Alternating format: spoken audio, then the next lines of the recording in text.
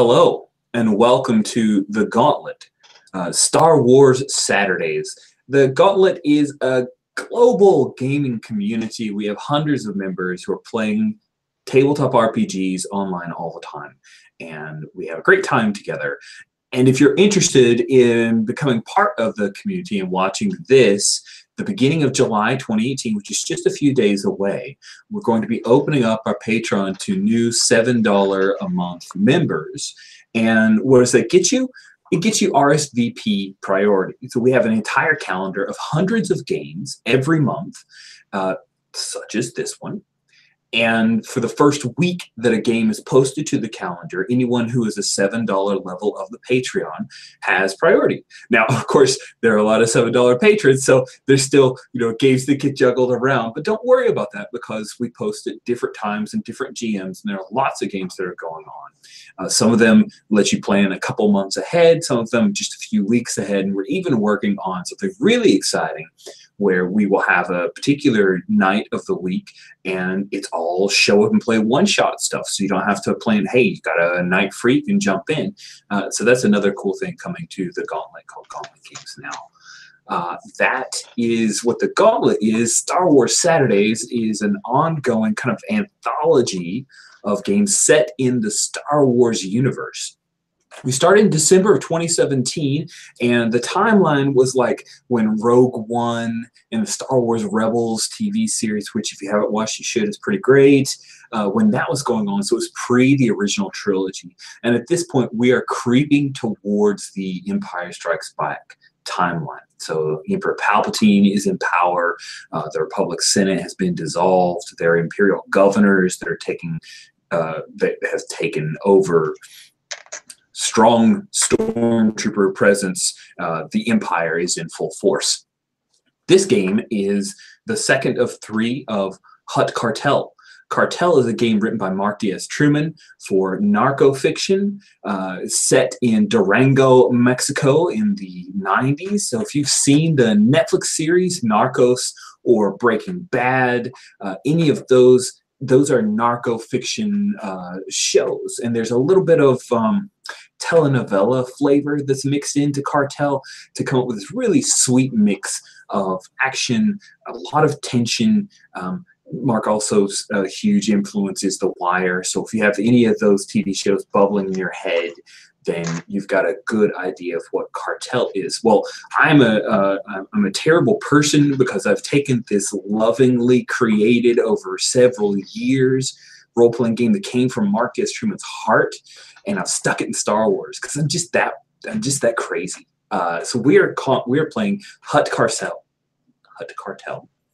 which is set on level 1313 in Coruscant. Coruscant is one huge city, it's the capital of the Empire. And there are entire levels, subterranean levels, that have whole communities, like small mini cities within the core of Coruscant, and 1,313 levels down, because Coruscant is thousands upon thousands of years old, is one of the dingiest, one of the worst places in Coruscant. The Coruscant Security Bureau are a mix of different alien species who have been here from before the Empire, but now they're trussed-up security guards. They really don't have a great deal of power. They're technically the terrestrial authority, but they are more or less corrupt because the Hutt Cartel had paid off and killed off most of the guys that messed with them. So they just want to keep the peace, as it were. But we have stormtroopers from the Empire, and then the ISB, the Imperial Security Bureau, who will come in like in Cartel de los Federales. They have a higher purview, a great deal more power. They have more financial backing, better weapons, and better training, and they do not take crap from anyone, or so they say. And so that's the general situation that we have. We have a lot of desperate individuals who are trapped here on level 1313. And one of the ways to make your way out is to become involved in the drug trade, in the trade of spice and other illicit drugs. And there is a cartel that is controlled by the Hutts as a proxy, technically, like they are part of the pipeline. But there are no Hutts here in level 1313 because Emperor Palpatine had them all rounded up, the ones that didn't get away, and summarily executed them, which, by the way, pissed off a lot of Hutts. So what is left over are some opportunistics, including our Druglord, who took the opportunity and took down one of the Hutts, and she has taken over. So we're going to learn who our characters are real quick, and then we'll jump back in to pick up from where we ended last session. And if you're trying to watch the Hutt session 1, and I don't know what happened there with the YouTube video.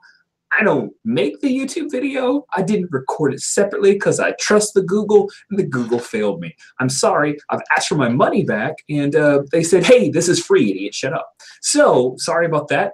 We'll remind you of what happened in those parts that you missed. So let's meet our characters. So I'm going to start with Michael playing our assassin, which is the Sicario in Cartel. So please tell us a bit about your character, please. Yes, I'm playing Venus Helatus, and she is raised on the School of Hard Knocks on Coruscant. She has grown up a very tragic childhood filled with violence and crime, and that has led to her becoming a violent criminal as a young adult. However, she was taken under the wing, Arash's wing, and who is the drug lord of this plaza, and she kind of serves her now as an assassin, and which brings her great satisfaction. And that's pretty much what she's up to right now. And for those who, because we can't do overlays unless you're crazy like me and run Microsoft Internet Explorer. Yes, I'm just that crazy. I love them that much. Michael's character, our assassin, is a female Nautolan. That is Kit Fisto, if you know any of the prequels. If you don't, that's okay. You're not missing much. But the Nautolans are awesome aquatic species that have these crazy, like, head tail things going on. Not like Twi'leks, like it's like dreads, except like a sleek aquatic swamp thing. Oh, they look awesome. They look so cool. And the picture you have for Venus in the character keeper is fantastic. And so Dozer, please tell us about your ISB agent. Sure. So I'm playing Rosmer Solari, much like our assassin Venus. He grew up in Coruscant, in fact, this very dismal 1313 block of Coruscant. He, I can't remember if we established why he got into, why he decided to get into Coruscant security, but he managed to con his way in, which was very prestigious, especially for someone of his economic background. He unfortunately isn't the best of agents, as the dice revealed in our first game session with my constant failures. He's kind of put upon. Presumably the other ISB agents looked down on him, not only because he actually grew up in Coruscant, but he worked his way up from Coruscant security, and in my head at least, the people who were just recruited directly into ISB look down on what they view as glorifying, grunt cops or whatever. But he has a troublesome brother, Kanan, who is consistently getting in trouble in criminal situations. Currently, he is deep in debt to the crime lord, who we will be meeting shortly. And in order to save his skin, Rosmer has taken to this. I can't remember if this is what turned him dirty, but he's like completely filthy now because he's doing. He's basically helping out the drug lord in return as a way to service and keep the crime lord from performing the ultimate debt collection on his beloved yet troublesome brother, and that's his general deal. Oh man. Oh, and he basically does things like he mostly cleans up after cleans up the messes of our little crime family here, keeping the heat off them, and when he can, diverting heat to rival drug gangs. And you have a new partner. Oh yeah, that's named great. Kara Okurin, yes. who is fresh out of academy and somehow ended up way down here in level 1313. Excited to be here and probably going to be an issue. Sure. And you've got a rival who thinks you're pretty suspicious within the ISB. Another another human ISB agent, because all ISB are humans. Tanis DeRay. Mm-hmm. And she has a partner named Miri Terrace. So, yes.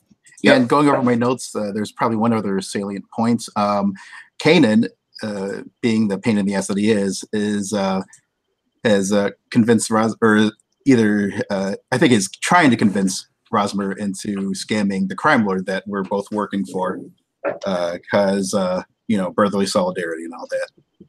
Yep, that's his plan. He thinks it's a great idea, and he hasn't been proven wrong yet. Because no one's caught him. Or have they? Thank you very much, Michael. Appreciate it.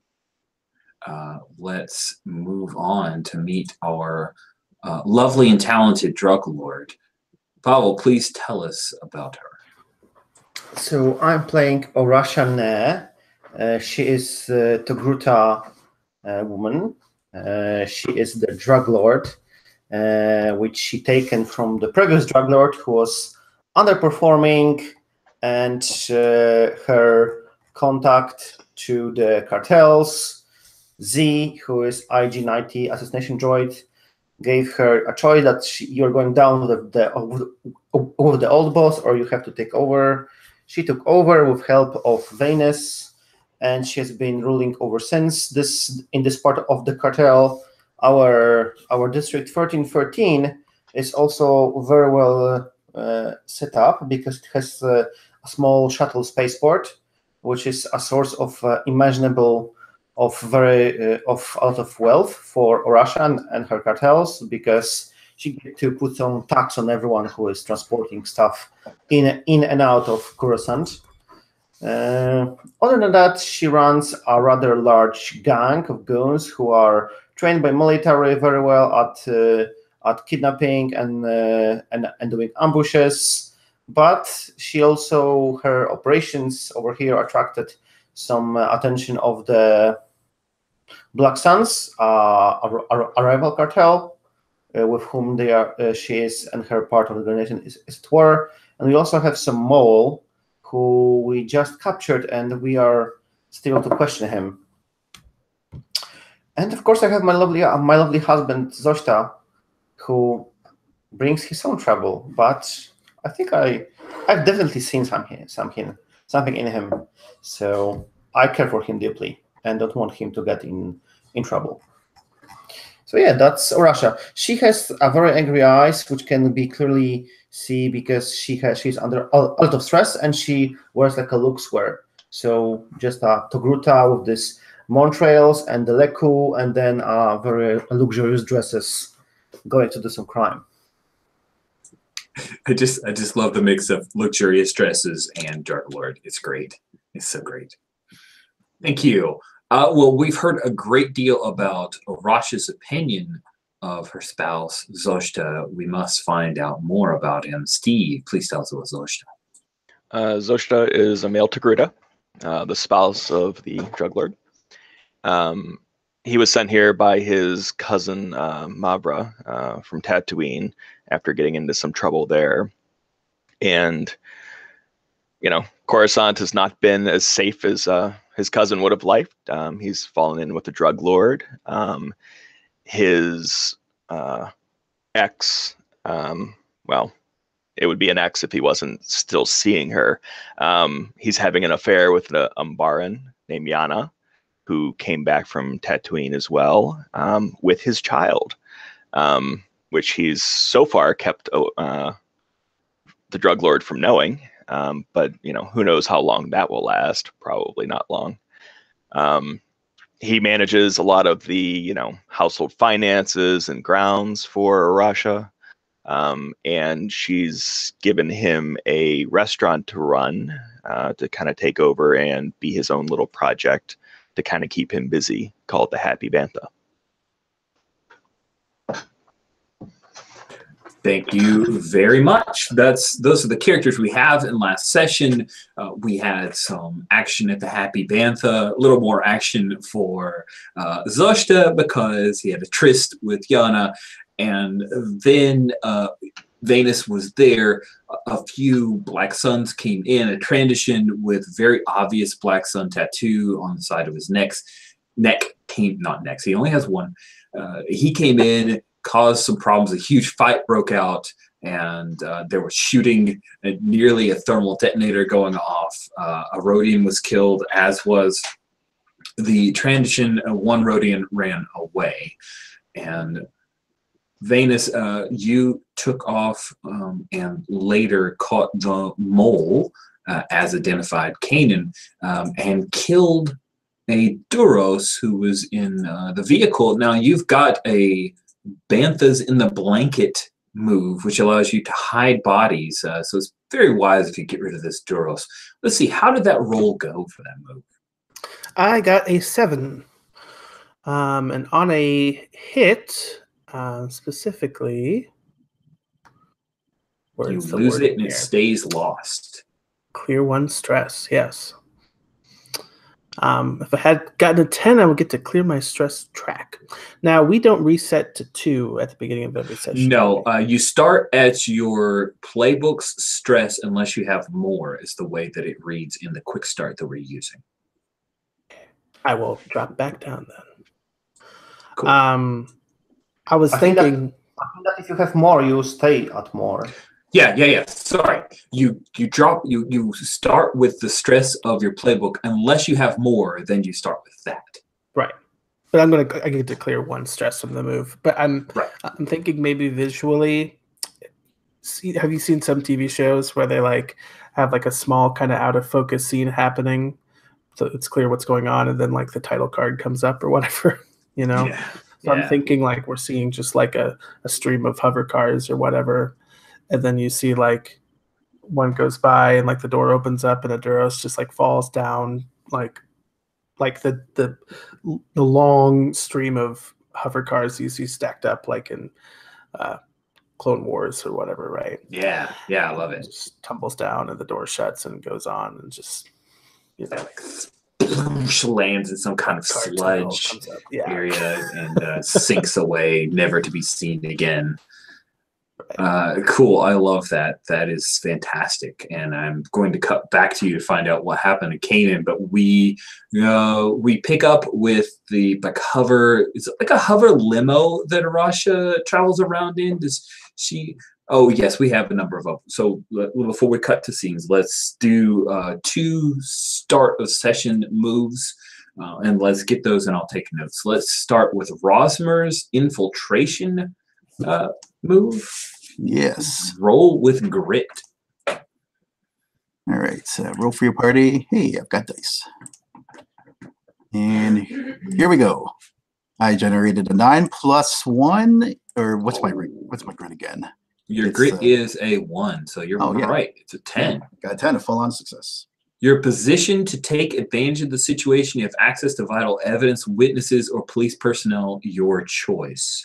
The situation, so on a hit, you get wind of investigation before things get messy. You got wind of this big fight that happened at the Happy Bantha, and there are rumors that it's some kind of cartel-related violence, which is going to bring down the fist of the ISB and a great deal of scrutiny, which could be problematic. And one of the witnesses happens to be my brother. Yes, one of the witnesses happens to be your brother. There you go.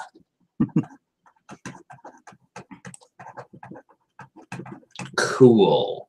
We also have the Plaza for Arashine. You get to roll with control at the beginning of the session.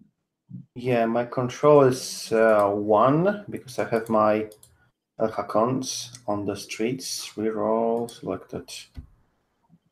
Where are you tracking the control? Maybe I should stick that up with the other stats for you to make it easier. It's in my gear. Yeah, I see it. I see it. Yeah. It's a default +1. I didn't pick any options to make it +2 because I wanted some troubles. But the dice are with me. I rolled another 11, which means on a hit, your plaza runs smoothly. The MC will tell you what troubles lurk on the horizon. On 10+, I get an opportunity to engage one of my troubles, my choice, on my terms. So I guess we I don't know. I suppose you want us to have the scene in the Banta. So I suppose I will withhold it because I just captured Kanan. Have to question him, so maybe I will withhold this and use it later. But feel free to just tell me something, troubles or something.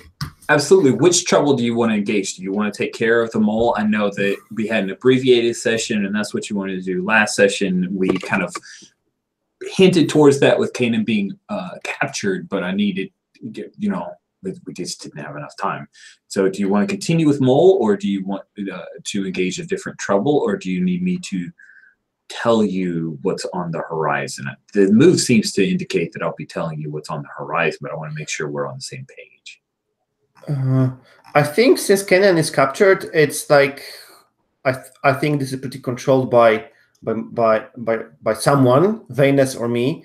So I would like to engage something else. However, I'm leaving this to you to tell me what lurks on the horizon, and then maybe I can pick something. Although I have to say that either robberies or gang war will seem interesting for the session, but it's up to you. Yeah, gang war is where I'm leaning. The Black Sun are definitely making a move. They effectively sent those agents into the Happy Bantha to basically as a calling card that, hey, things are on and they are making a move on you. And you, because the plaza is under control, you have received through one of your Halcones, basically one of your hawks, one of your gang leaders, that the Pike Syndicate is interested in meeting with you. Pike Syndicate and the Black Suns don't get along, so that is a possible opportunity.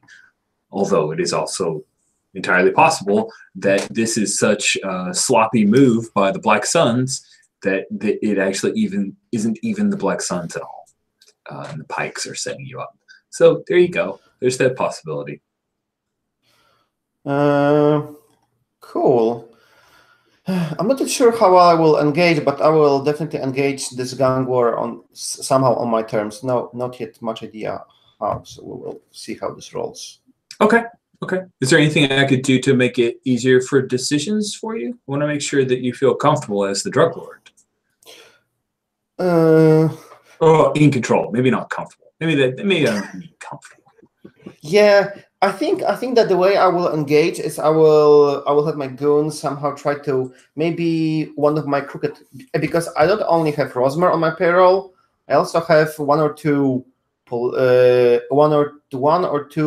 corrupt cops, which is in this case Coruscant police force. Yeah, the CSB.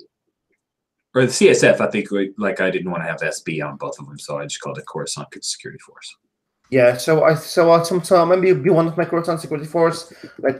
Can message me that, hey, the Black Suns have been seen there and there getting ready. So maybe I can send my goons to distract them, maybe capture someone, and then maybe use it to together with Rosmer send someone against someone else. So who knows? Maybe I just get a wing about that. Sure. What they're planning, and I can send my goons first to interfere. Okay, yeah, you've got hinterland management, so that's a possibility for you. We have one last between session move for our spouse.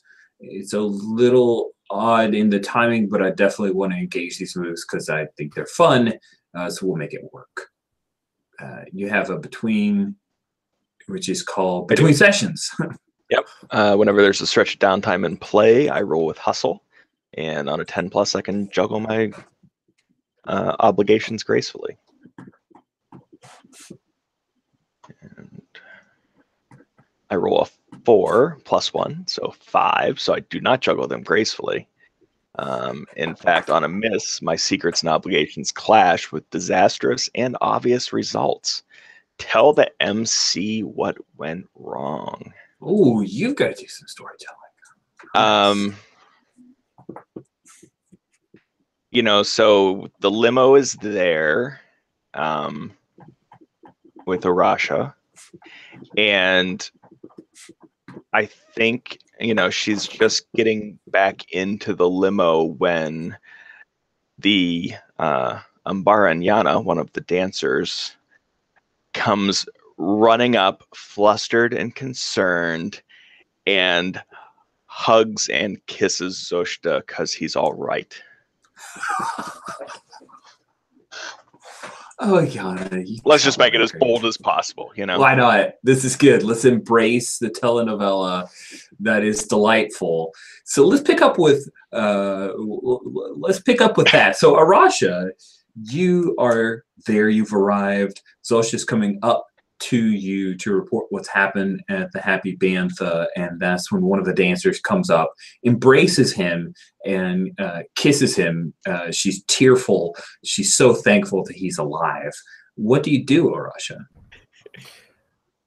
Okay, because last time I was already in, and now I'm all. Sure. I'm okay, sorry. You're inside. You're seeing all of again, I didn't get to watch the YouTube video, so thank you for being a little forgiving. You're inside. You see the trouble. You see the tattoo of the transition's neck, and then like coming from the bathroom where she hid is Yana, who comes out to embrace your husband and kiss him, and it looks a little familiar. Yeah, I suppose I was like inspecting body over there, and then I turn as I see someone like cheering behind me, and I see like this girl all over Zoshta, and we can see like camera like pans from like behind Zoshta. We see like him, the girl, and then Arasha standing like hands like this behind him. Zoshta, I believe we have bigger troubles at hand over here, don't you think? Of course. And Zoshta is like obviously flustered, and tells Yana to get a mop or something. There's bodies, there's blood. Oh, cool. I think you're trying to justify your behavior then, right? You're trying to make this look like it's no big deal. You're just a nervous. I'm definitely trying to throw it off. All right, roll with face. With face. I'm a pretty good liar. Yes, you are. So that's an 8 with my face.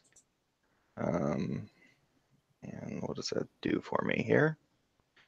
They have dice. Oh, okay. On a 7 and 9, they have doubts, but they'll let it slide for now. Oh, so that's for NPCs. Yeah. For PCs, on a 7 and 9, choose one. If they accept your reasoning, they mark XP. If they keep their own counsel, they mark stress. Ooh. Here it is, Arasha, in the middle of Happy Bantha, the place that you've given him to run. Maybe these employees are just really close with him. Maybe this isn't that big of a deal, but maybe it is. And are you really going to call him out in the middle of this place in public? Embarrass him, embarrass yourself for not being able to keep your house in order. So yeah, what do you do? Do you accept his reasoning, or do you keep your own counsel and mark some stress? I think Zoshta has to choose.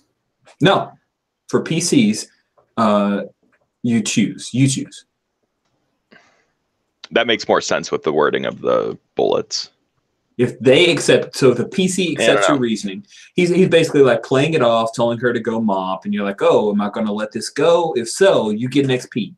If you're not going to let it go, and this really bothers you, you don't trust Zoshta now, then you're going to have to mark stress.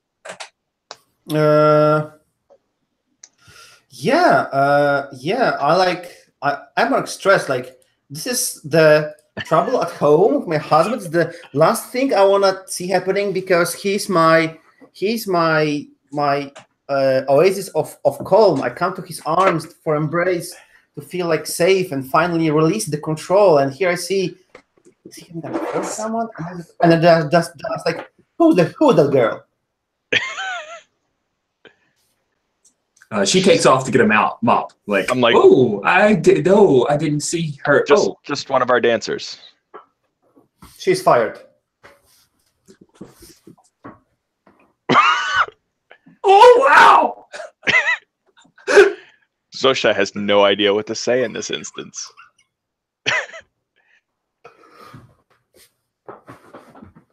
I had to mute myself so I could cackle.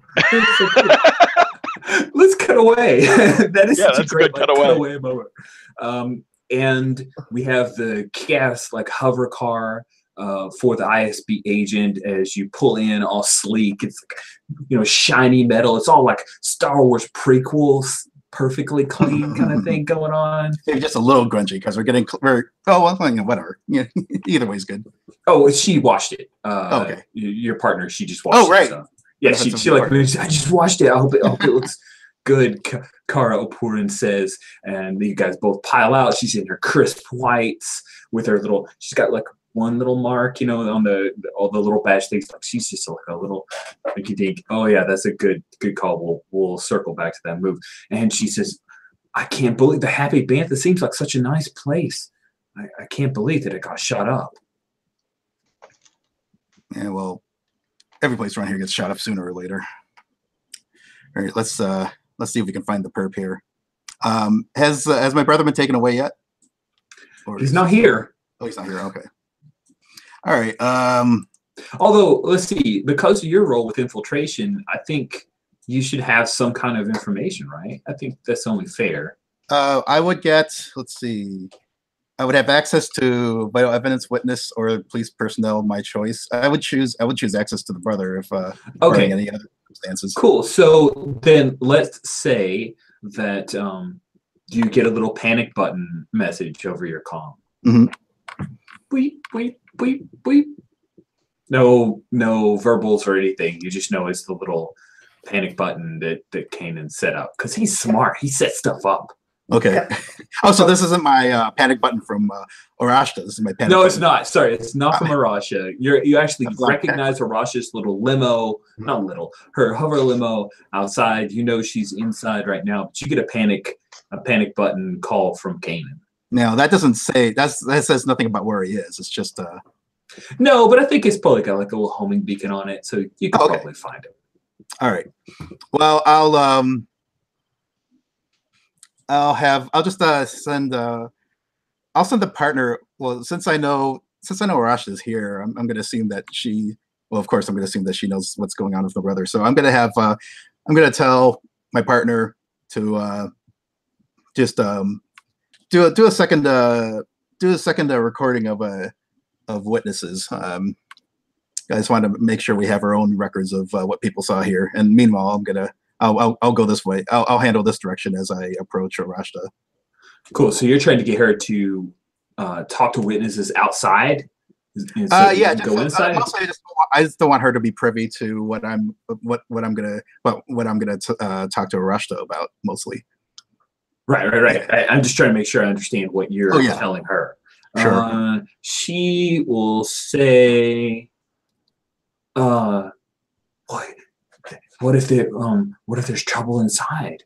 Are you sure? And I think you need to push your luck here a little bit with her. So roll with grit. Okay. And if it works, I'll grit my teeth and say, "Do your job."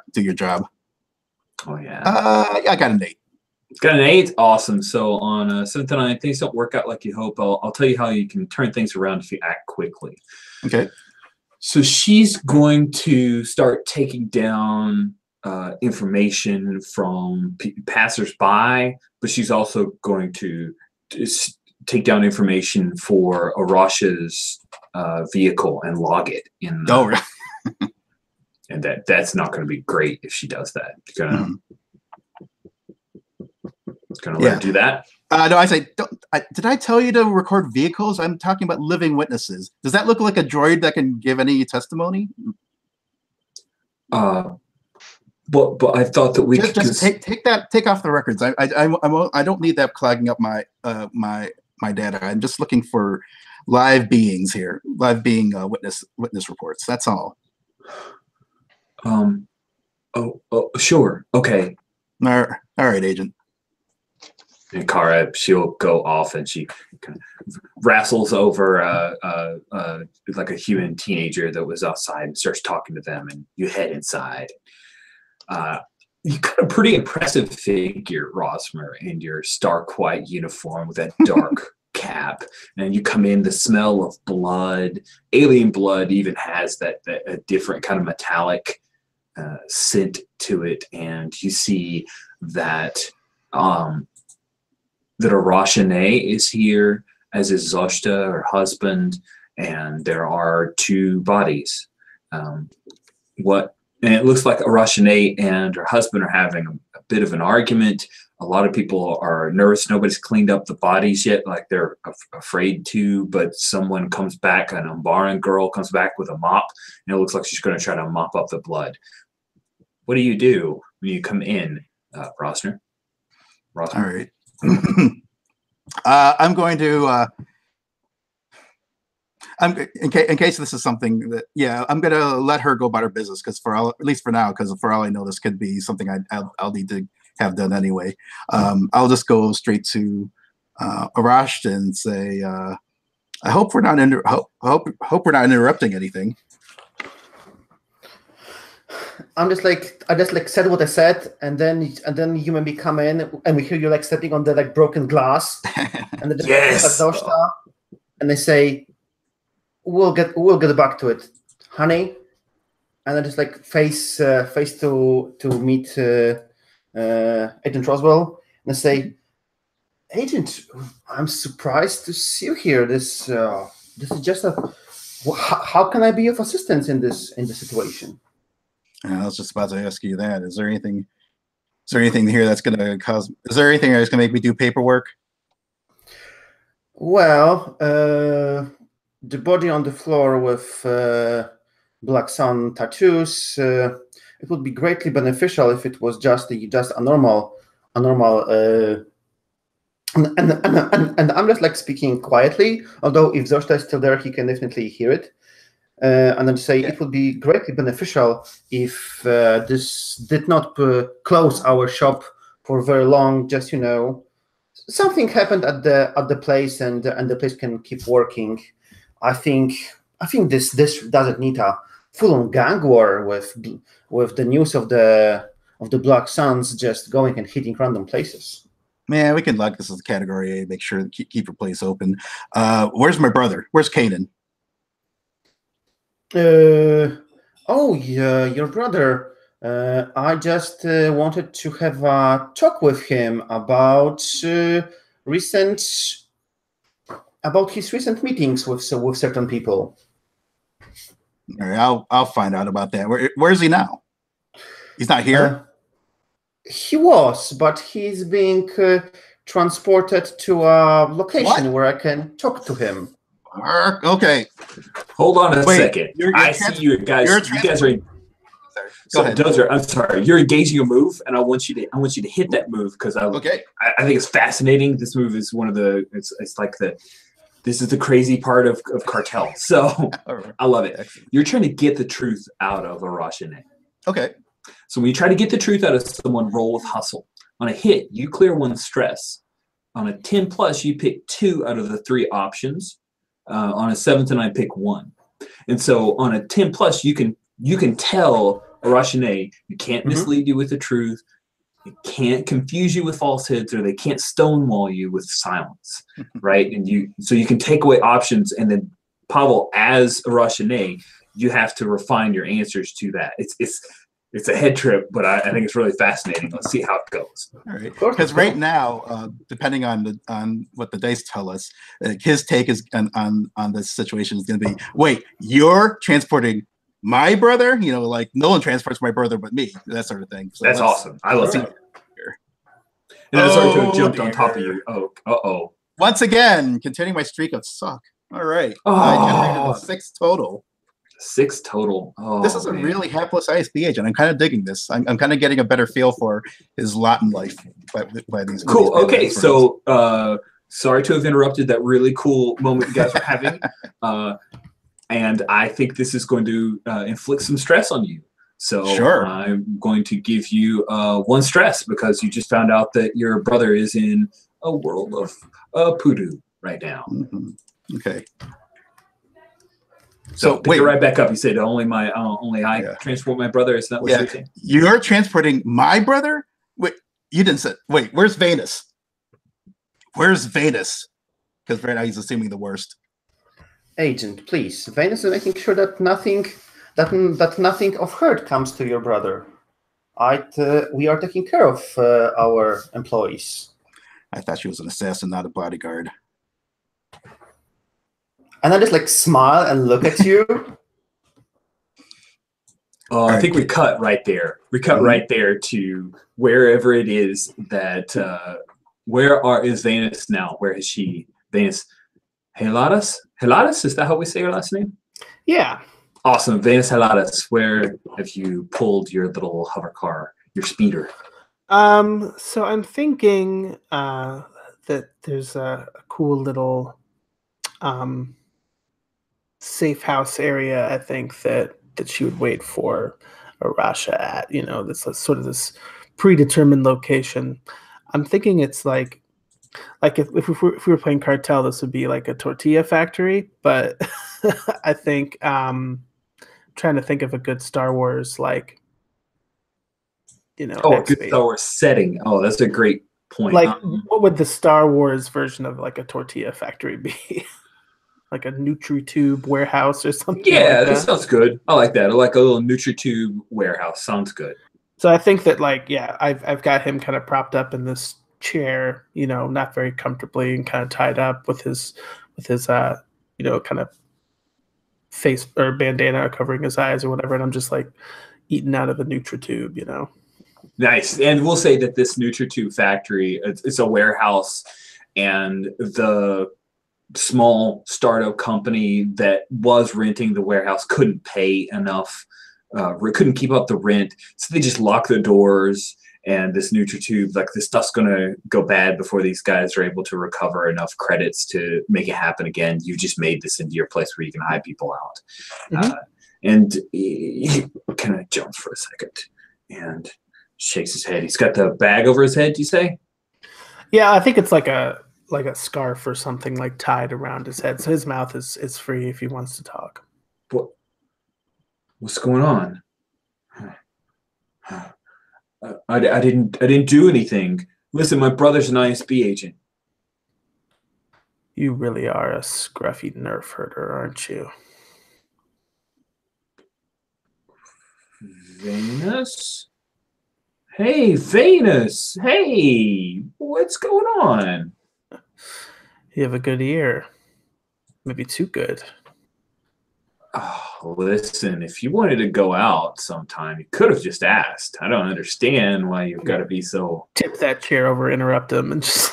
he falls back. Ah! Do you do the tip and then pull him back, or do you let him fall back to the... I think I'll give him the jerk and bring him back. So yeah, he gets nervous because he thinks he's going to slam into the Duracrete, but he doesn't.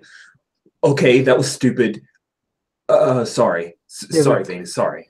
You have a curious set of survival instincts.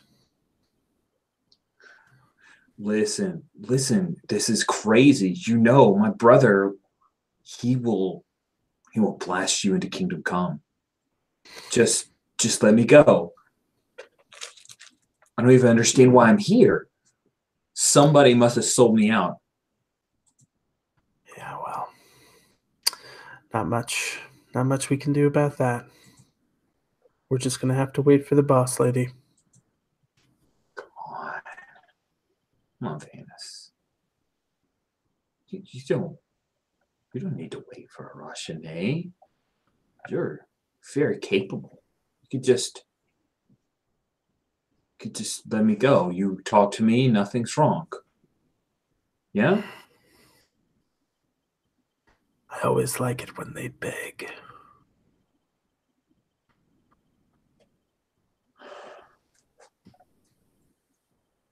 You're a really mean person. Oh, you do have such a sense of humor. I can't say, I'm really torn. I'm not sure what exactly my boss will have me do. I might keep you around. It'd be awfully fun to kill you. He's starting to sweat. You can see it. Hey, I don't know what she's paying you. It's not about the money. That's what you don't get. You only understand credits. It's always about the money. I've lived my life for long enough without any money to realize it's worthless. So what does she have on you? She doesn't have anything on me. She's just, she gives me so many opportunities for fun. That's how I would describe it. So you two are hooking up. And then we'll cut away. That's the only way he makes those connections. So we cut away to the sound of the mop slapping on the Duracrete floor, and a very pale-faced Yana hurriedly trying to mop, but she doesn't know she's been fired yet. Zoshta, what do you do? You've been told to fire her, or that she is fired. How are you handling that? Oh, you're muted. He's not handling that particularly well. So he goes up to Yana, sort of looking over his shoulder at Arasha and Rosmer talking. It's like you need to going back until Arasha leaves. That little. I'm so sorry. I'm really sorry. Like if she wants you fired, I'll see what I can do. I need just money. He does too. I know that. Going back. Okay. And I take over mopping. She hands you the mop.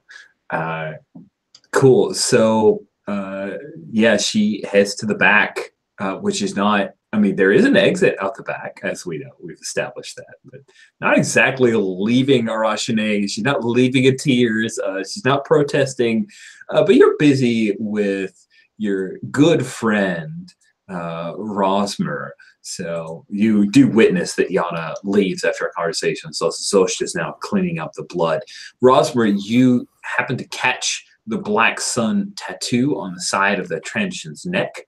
Mm-hmm. And you know that if that's logged, or if that's part of the evidence here, and then there will be a high suspicion that it was a Black Sun hit, and anything with the Black Sun means there could be cartel problems, which is going to bring an undue amount of heat on Rashane, which then could uncover you.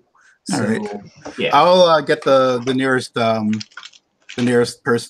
being to and order that person. Assuming it's not one of the PCs, order that person to hold this body up.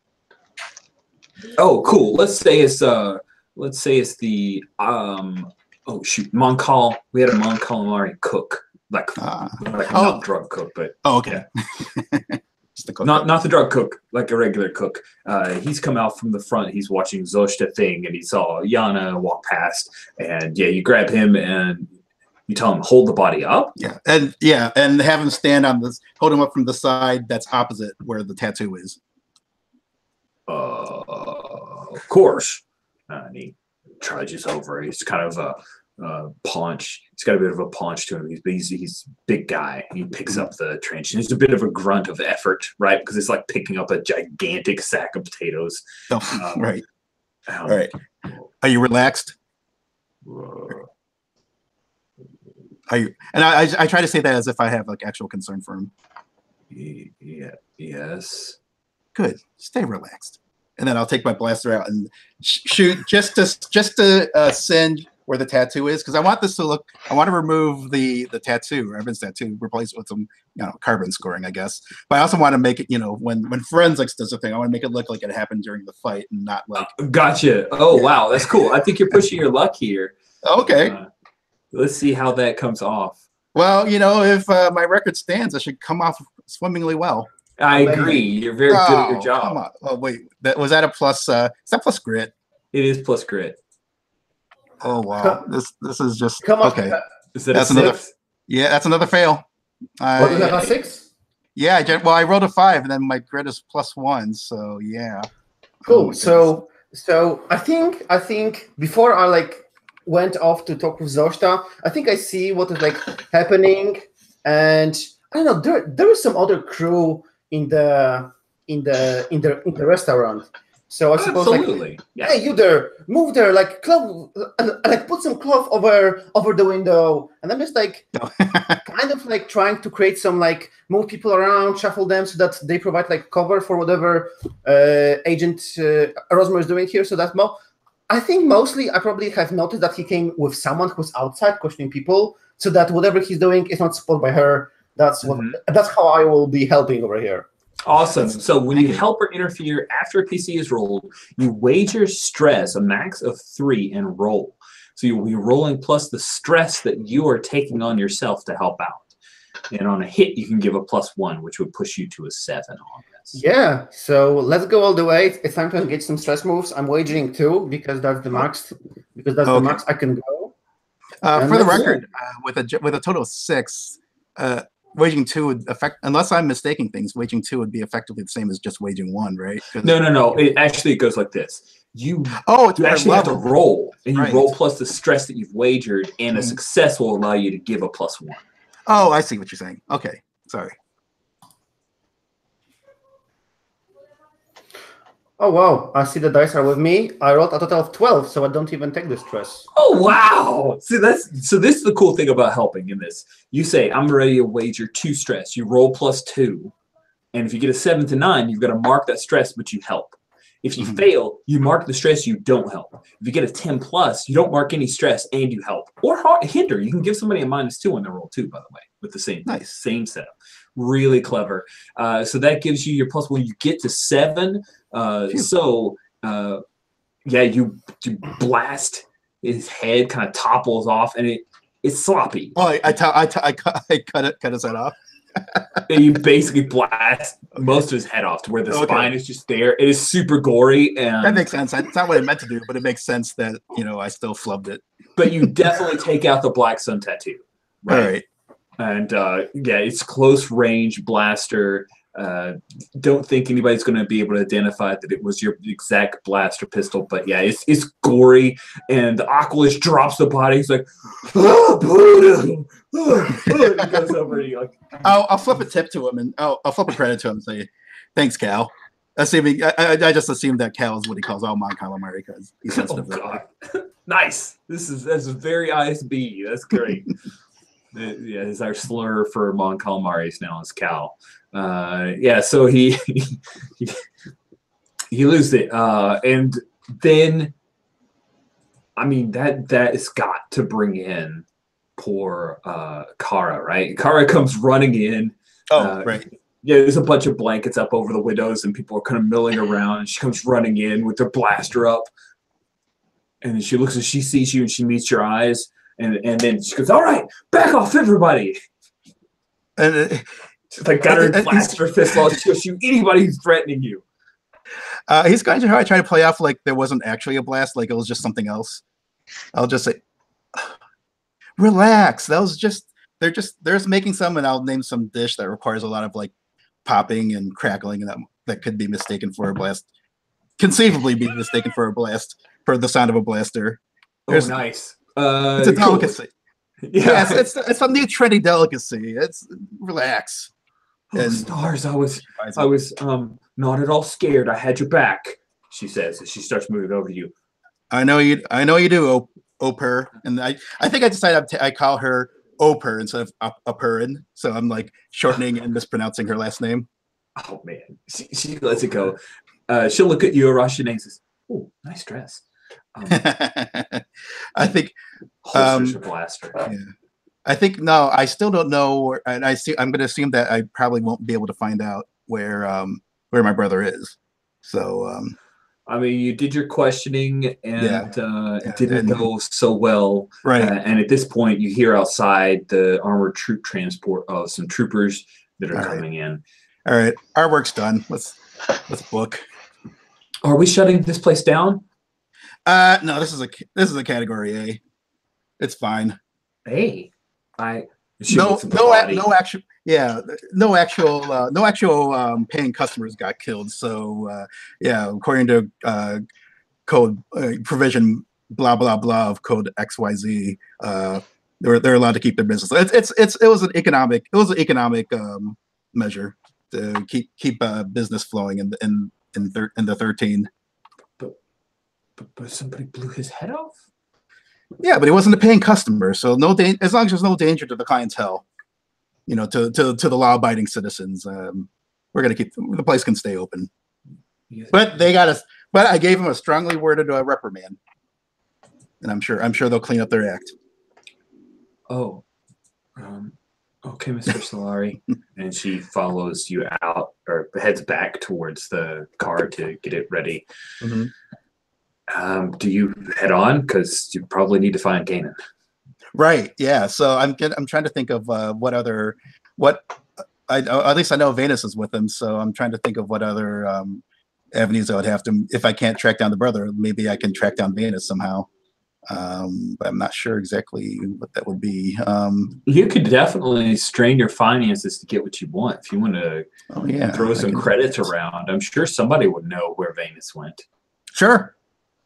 Yeah, let's do that. I do need to establish that I'm always in debt myself as well as my brother. So let's do that.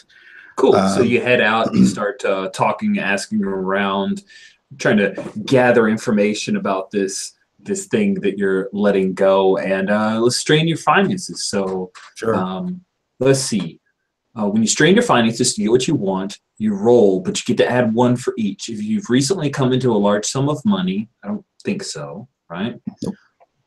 If you are willing to accept something counterfeit or stolen, I don't think that necessarily fits here because you want definite information on where Venus has gone.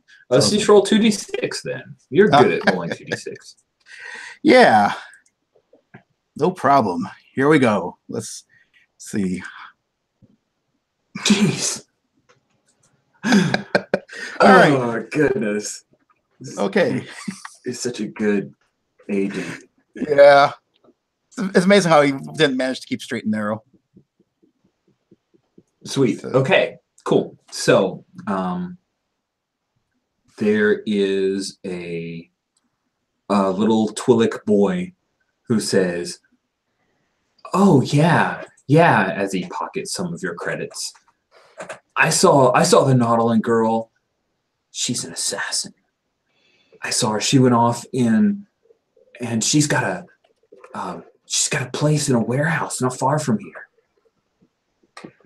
Yeah. And he will tell you where it is. Mm-hmm. And I assume that we kind of cut to you heading towards the warehouse. Sure. And with partners still in tow, right? It's up to you. Do you want to try to make her go away? If so, that's going to take some finagling. Yeah. I'm going to ask. I'm going to have her. I'm going to try to get Kira to start just to do the paperwork on just to maybe transcribe the reports or analyze the reports that she took at the Bantha, while I tend. And if she asks what I'm going to do, I'm going to say I just need to tend to some family business. Cool. Well, it sounds like you're trying to boss her around a little bit. What do you think? Are you trying to pressure her to go along with you at this point? Yeah, it sounds like as good as anything else. Sure. Okay. Because I mean, other people could possibly. You're also pretty good at hustle. But for other folks who are better at savagery, one of the things you can do is try to size somebody up and figure out how to get them to do stuff. But that means getting in their face and being a little mean. You're just trying to hustle her. So let's see. Yeah, no need to get hustle nasty. 2. So you're pretty good at that. Sure, I might only fail by 1 this time. You see what might. happens. Well, yeah, I got an 8. You succeed. Still rolling crap, but at least the +2 got me over. Cool. So you tell her, file some paperwork, and I'm gonna go do some other stuff. And she says, yes, sir. And then she goes off to deal with stormtroopers that have arrived. Yeah. And also, I'm reading the pressure someone move, and it says with that kind of result, I would let something important slip while Kira pushes back. And I don't know, I was thinking maybe I could like accidentally let slip well, either I could let slip that it's my brother that's being a pain, or Ooh, I like that. Okay. Yeah, I gotta deal with my brother. It's just a pain in my ass again. Oh, right. Okay. And she heads off to deal with the stormtroopers. And you are headed towards the warehouse. Yeah. Yeah. When you get there, you see that there are 5 speeder bikes that are pulling up in an alley right near it. Okay. Do I recognize? What do you recognize? You do not recognize them. In fact, they all have blasters, and one of them has a blaster rifle. There are a mix of Rhodians as well as a Gamorrean. Big Gamorrean on like a big swoop bike, a big wide swoop bike, and he's got a vibro axe over his back. Well, if they're just some unaffiliated gang, as far as I can tell, I'll just try to strip my authority and tell them to, all right, break it up, move it along here. Cool. So we'll cut away from that as you're approaching this small 5. There are like 5 speeder bikers. We'll cut away from you to check in on Zoshta and Arashine. So you've been able to get rid of the ISB. The stormtroopers come around and canvass the place, and they're going to rough up a few of your customers. But it's how it is. They'll still come back. But Arashine, what are you doing? Zoshta, do we come to like the two of us talking in your office? I like that. That sounds good. Okay. So I suppose I'm just like sitting on some chair, and just like we come maybe like in the middle of the conversation. This is the chair that he was sex with Yana with less than an hour ago. Sorry. Of course. Why is this chair so wet anyway? And I would just like stand up, approach you, like gently touch you on your leku, and just say, "Have you already laid off that wreck that dared to hug you and kiss you?" Like, I don't know why she did that. I mean, she brings in so much money to the business. She's the best dancer. I mean, I did offer to split some of the payments with her for her performance. I think that's why she was so thankful. I'm trying to push my luck something fierce. Split the payment? Do we like need more money? I'm like, no, but she brings in so many feeds. Do you want to engage Drama Queen? Yes, I do. Yes. I'm like, without her, like, we wouldn't be making profit right now. So I'm trying to make this over the top. Nice. Okay, cool. So how do you go? How does Zoshta take it over the top? He breaks down in tears and leans against Zoshta's or Russia's, Montreal to Montreal, and it's like, like, please don't let her go. She slipped up. I'll reprimand her. And I'm spending a stress for drama queen to get a 10+ on that. All right, cool. So on a 10+ with push your luck, fortune favors the bold, which means that this, isn't it justify your behavior, but the breakdown, it gets to you emotionally. So Arashine, you realize you can't really get what you want directly out of Zoshta because he's making a scene. And you know the other employees can hear, and if you, pretty much ruin the Happy Bantha's whole deal right now, and maybe you'd have to fire everybody. I don't know if you want to go crazy about that, but that far. But yes, hiccup sobbing is going on. It's bad. It's truly bad.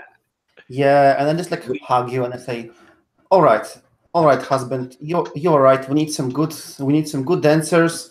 You made this place going, and you have been doing so great job so far. Yes, let her stay, but just tell her to keep her hands away. Of course. Now I have to go attend to the business, honey. But I'm really worried about what happened over here. We barely slipped from ISB agents closing this place up for good for some, I don't know what. I'm afraid I will have to increase security and maybe even assign you a personal guard, because I'm really worried about you. If Venus wasn't here, I'm really scared what would have happened to you. So I will be assigning. I will hire some official mercs to look after this place. I will tell them not to wear obvious weapons so that they don't distract customers. But I need to increase security on this place. What was that ISB agent doing with the man? And I sort of looked nauseous and looked my head down and he shot him. He was already dead.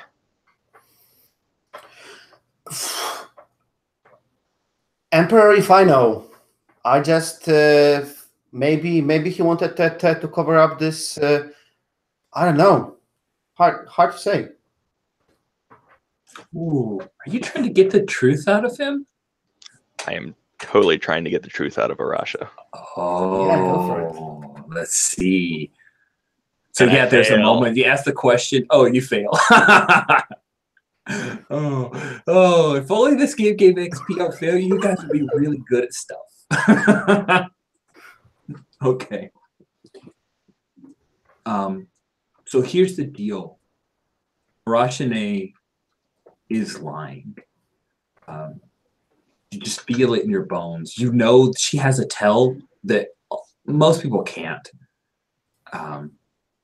see that tell, but you know her well enough. She's yours. You guys have shared intimate moments. Maybe there's even a kind of love there. And you know that there's something really, really rough going on here. Maybe you're being watched. That's why she's going to put these halcones in here. Put these thugs in to watch you and make sure you stay in line. They're going to find about Yana. I think you take a stress. I can certainly take stress.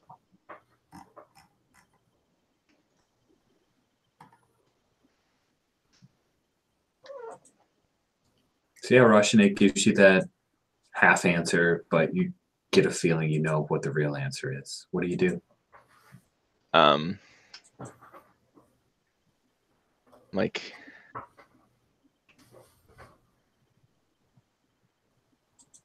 No guards needed. We'll be fine. Our clientele are going to get really antsy if there's guards here. They come here to relax, to unwind. I know, Zoshta, but you've seen what Venus saved the day. So I didn't see her do anything. Just all of a sudden, what did she do? Didn't you actually? I wasn't here, but I assume No, I would have I seen had been some taking a shot, and she shot the Rhodian or the Trandoshan, and I completely missed all of it. There was like knives being thrown, and I imagine that someone gave you a report of what's okay. going on in Roshane. I'm like, Yeah. She's a friend. She cares deeply about us. So I dread to see what would happen if she wasn't here.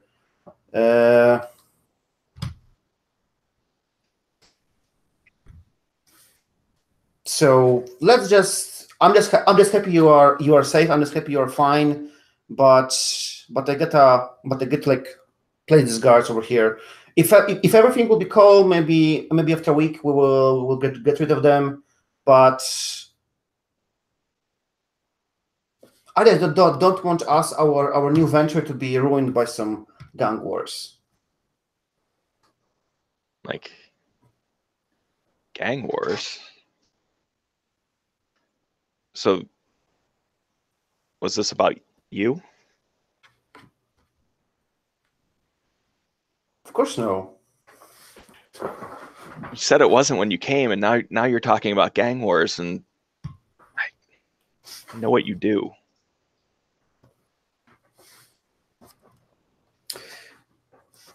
Zoshta, my love, let's just say that I'm not the most beloved woman in our districts, and there are few who would like to see me gone. But I have you to protect me, and I have a couple of guards to protect our business. It will be all right. So Zoshta, you have a key. I do. Key of loyalty.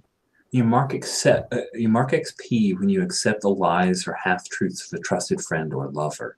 But you can clear this key, which means that it goes away and you'll get a new key, a different key. And you would take a whole advance if you confront them with evidence of their betrayals and deceptions. So that choice is yours. Yeah. I know you're not beloved. I know what you did to the Lemics. Drove them out. All because they were going to go to the CSF? The CSF? Yeah. I know. And I start silently crying again. Wow.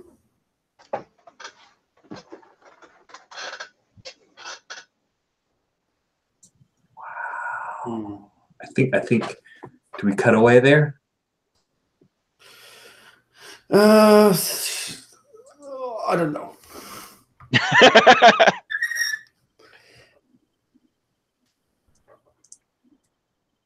So yeah, I suppose.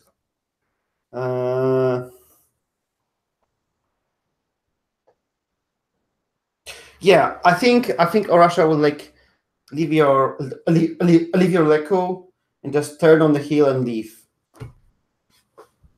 Excellent. Oh, that's good. That's so good. So we cut to. We're near break, but I definitely want to get this scene in. We got to Venus inside. The first scene we see, right, is a couple of NutriTubes emptied, like they've been squeezed out and dropped on the ground on the Duracrete, and there's a bleep, bleep, bleep, and a camera clicks on. It's a security measure that you have because you're amazing as an assassin, and you see 5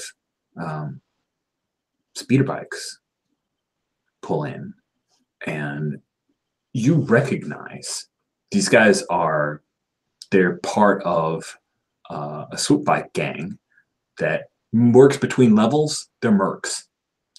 Whoever's got the credits, they go in and work for whoever. They consider themselves unaffiliated because they're too awesome to be held sway by one cartel over another. And you recognize their leader is the Gamorrean, because I'm Rich Rogers who loves orcs. So screw you. The Gamorrean's in charge. And his name's Mage. You recognize Mage. You guys have had some tussles in the past. What have you taken from Mage? Oh, yeah. I took his brother. Yeah, there we go. There we go. He really hates you. I think that, like, when we cut to Venus, like, she's been delivering an off-screen beatdown to Kanan. Yeah. So near those Nutra things, just like a little drip of blood, drip. You've just beaten the crap out of him. Yeah. That's awesome. Might try to roll and clear some stress with that. But cool. Why don't we do that? Okay. Cool. So when you dish out a beatdown, roll a savagery. On a 10+, you assert your dominance, clear your stress track. On a 7 to 9, you hurt them, but it's not enough. Clear 1 stress. I got a 7. You hurt him, but it's not enough. You do get to clear 1 stress, though. Good call. Okay. Engage that move. I love it. So, we kind of see him kind of slumped over. But I see Mage and I see his gang, and I don't think I see Rosmer yet. But I think I'm gonna, like, on one of these, like, racks, these, like, metal racks with all these boxes on it, there's, like, my blaster carbine, and I, like, go and I just grab that. And I think I've, like, placed Kanan, like, under this, like, spotlight or whatever, so the rest of the room is kind of dim and, like, dust is sort of, like, filtering through. That's cool. He's, like, right in the center, and I'm, like, hiding in the shadows with my weapon. Oh, that's sweet. And we have, like, shafts of amber light with little flickers of dust that move in, and you just blend into the shadows. Mm-hmm. I love it. And then we come over, we zoom into the camera feed, and then that transports us outside to see you, brave ISB agent, approaching 5 thugs, Rosmer. The Gamorrean is walking ahead of his Rhodian compatriots, and I'm going to say, just because I like the red Twi'leks, there's a male red Twi'lek who is walking behind him. He's the tallest of the group, and then a pair of Rhodians, and we got to have one other. So an actual human. He's called Token. And the Gamorrean comes up. RSB. Go, I see you're not colorblind. Excellent. Now, why don't you all criff off now? Find another block to lighten up with your presence. We're going in there. Won't trouble you. And then he looks like he's just going to try to walk away and head towards the warehouse door. Your indicator shows that's where Kanan is. Yeah. Well, it'll be a shame to have to get these bikes impounded. This is a zone X275. No, strictly no speeder biking. It'll take about 3 weeks of processing to get them out of impounding. Once you, of course, you make your appeal, and of course that will be, you'll have to schedule that. There's about a 6-week backlog on those court dates. But meanwhile I'm fiddling around with my communicator, getting ready to as if I'm getting ready to order an impounding. Ooh, nice. I think you're trying to.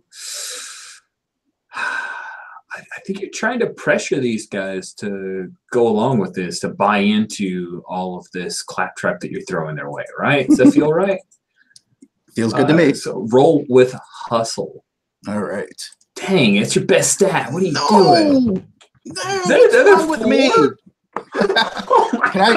I know it's, you know what? I know it's completely irrational because well, it's always irrational. I'm changing dice. But first, let's resolve this. Your dice are betrayers. All right. So what happened? Okay, so The Gamorrean, he looks at you. You're a little bit taller than he is, but he's broad. Like he's not as big and fat as most Gamorreans because he's had to lose a little weight to get on the hog. And he looks up at you with those beady little pig eyes.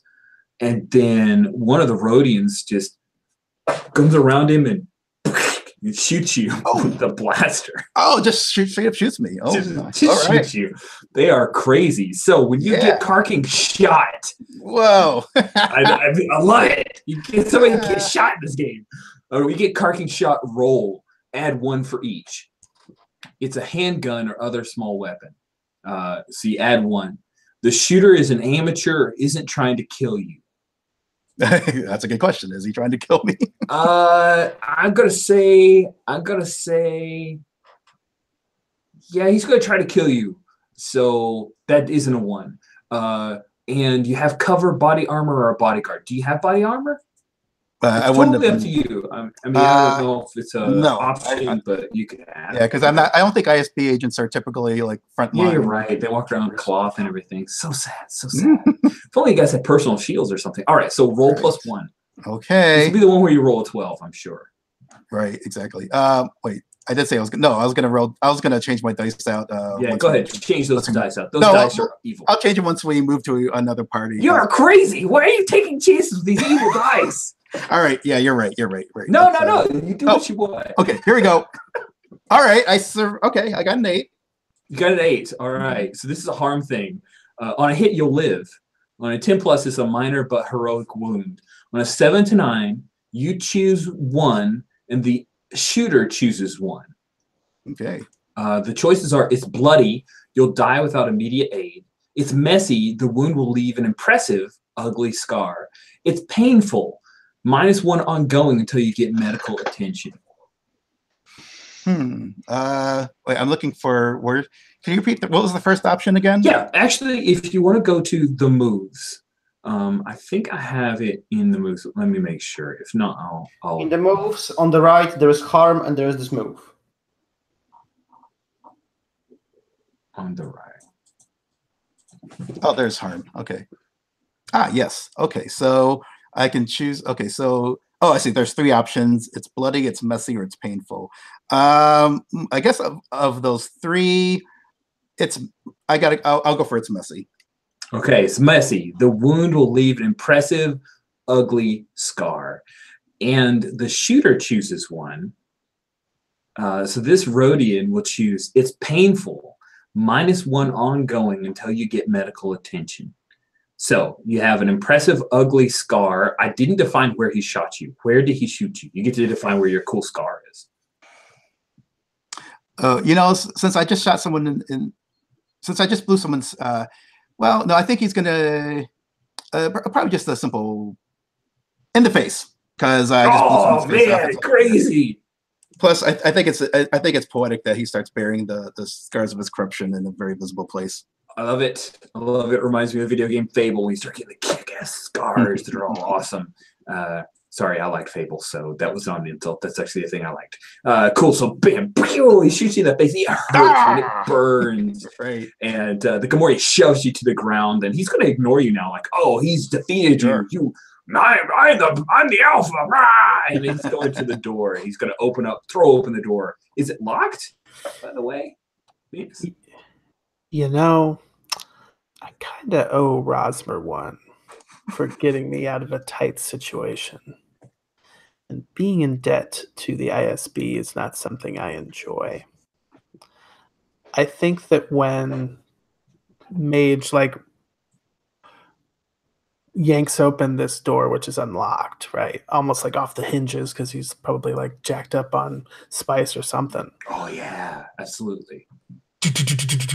Just lasers just come flying out of the doorway. Oh, that's amazing. I love it. Oh, that's so good. It's going to get so gory. I love it. Cool. So you are turning to violence. Roll with savagery. Yes. So savage. Unless you have a move that supersedes it, which I'm not sure if you do. I don't think I have one specifically for that. Yeah, you're stalking and looking, and yeah. So cool. It'll probably hit my key, but that's a 7. Ooh, a 7. Okay, on a 7 on turn to violence, you choose 2. So I'm thinking this is like I'm like shooting the whole like gang. I'm going in there and like just blowing everybody away while they're like reaching for their blasters. I'm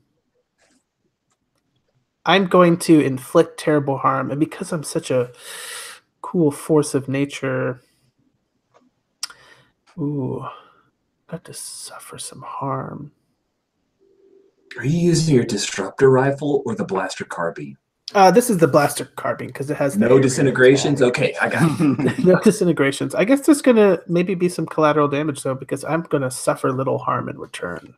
Sweet. Oh, I love it. All right. So, yeah, you burst out of the door, or he throws open the door. You step out of the shadows. He never even saw you, right? His little eyes trained right on Kanan, and he started to walk forward. You pop out of the shadows. Blah, blah, blah. You start firing.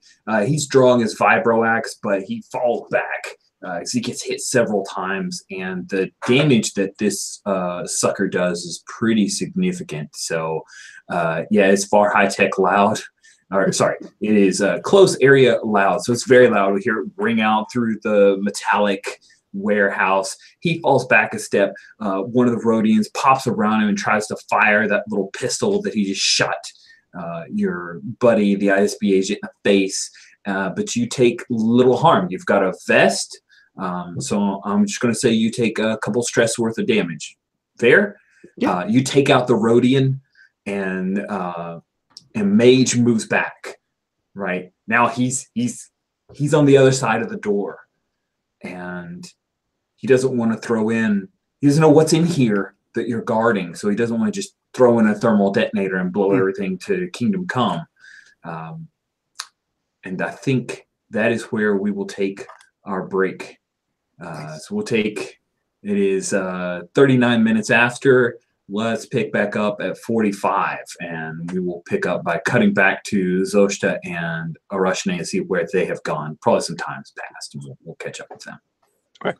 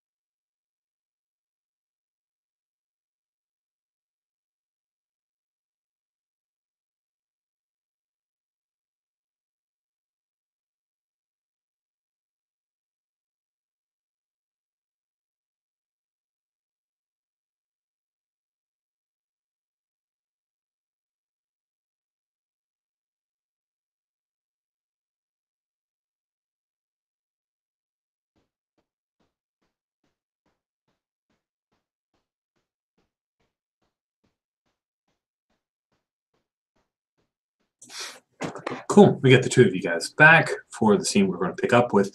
Steve, so you went ahead and bought off that key then, huh? Sounds like. I did, and I think I'm going to take ambition from the Halcone instead. And it's more that I'm trying to not be as guilty, rather than that, I'm trying to go somewhere. Wow. So the ambition, let's read that key real quick. So that key says, I mark XP when I get someone to give me a job that was supposed to go to someone else. Oh, and then I wow. clear So the you're key in getting advance engaged. You're like getting in Right. this, huh? I mean, now that she knows that I'm I'm in the know, maybe she'll assign me something, or maybe she'll assign someone something and I'll just take it. Cool. So we want to pick up, because I decided that me leaving the scene is very bad, is very stupid thing. So let's say that I stop at the door, and we can continue the scene. Okay. So Russian A started to leave, and then you whirled back on him. Your husband, your cheating husband. Yeah, I You actually put it that way. I actually think I get to the door, I open the door, and then I just like closed it, and I turn back to Zoshta, and I come back closer to you, and I say, "Yeah, I've driven them off the business. So what are you going to do about it? Are you going to go to the CFS and report on me?" Of course not. You're my wife. But I don't have to be happy about it. You ran away our kin. It wasn't just, like some, Gamorrean family or something. It was fellow Togruta.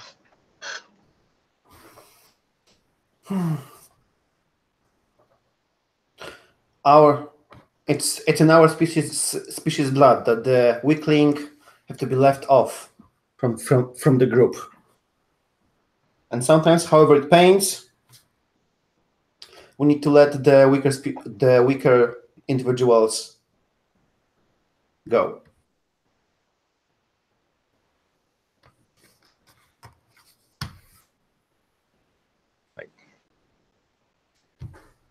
That's not what I saw.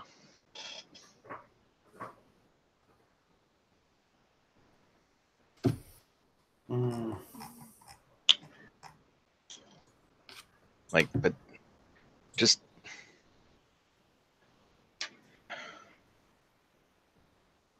I've tried to keep this place safe. And now,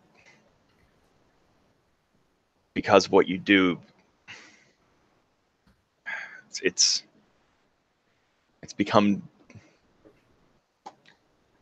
dangerous. It's going to hurt business.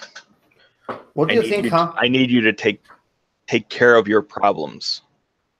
Take care of them somewhere else. What do you think, honey, I'm trying to do? I'm trying to keep this place as safe as possible. For it is the legit business, led by legit businessmen. You're my husband. Therefore, as you said, I will go take care of it.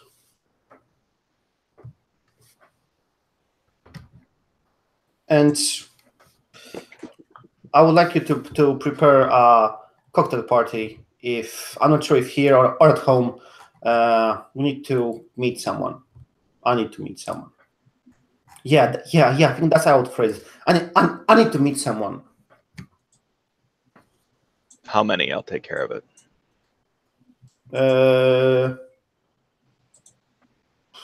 5.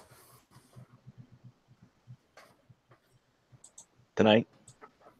Yes. Fine. I'll see to it.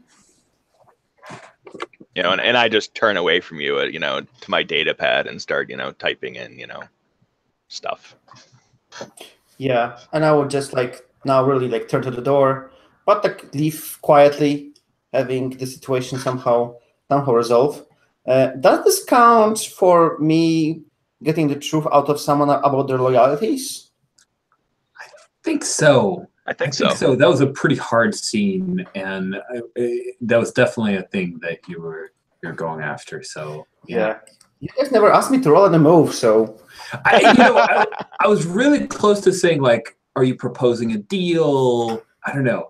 Like, again, it is one of my jobs. Too. It's one of my obligations to the family. So she doesn't have to push too hard. I was right on the doorstep of a few different moves, but I'm still, like, we'll talk about it in after game, like that. Like, how much do I insert myself in the middle of a hot scene to throw mechanics at you? But it's worked pretty well so far. Yeah, you could have rolled something, but that was really fun watching the fallout, and you definitely hit that key. Cool. So I suppose after leaving the Happy Banta, Orasha gets on comms with her specialized military hit squad, and just organizes them to ambush this Black Suns and deliver a message. Oh, that sounds fun. I think that you are definitely engaging. Move there. Henchman management. When you order your troops, order your enforcers or agents to solve a problem on your behalf, roll with face. Yeah, although I'm thinking it will be kidnapping or ambush. I think it's going to be a kidnapping, because maybe we will get something of it. So I'm just like organizing my men, and let's give some lieutenant over here. So since we are so fond of Trandoshians, my hit squad leader is Trandoshian Bosk, and I'm just like calling Bosk. Yay! We have a canon character showing up. It's so great. Really? Yeah, I'm excited. This makes me happy. Sorry. Okay. No, I didn't know that it was the canon character. And then I just kill Luke Skywalker. I just so, and I'm just like arranging. So from my plaza move, I learned I have the upper hand to engage the enemies. So I suppose I know where the Black Suns are gathering for their operation against me, and I'm ordering my squad to just like crush the party and capture like one or two of them alive for questioning or for whatever reasons.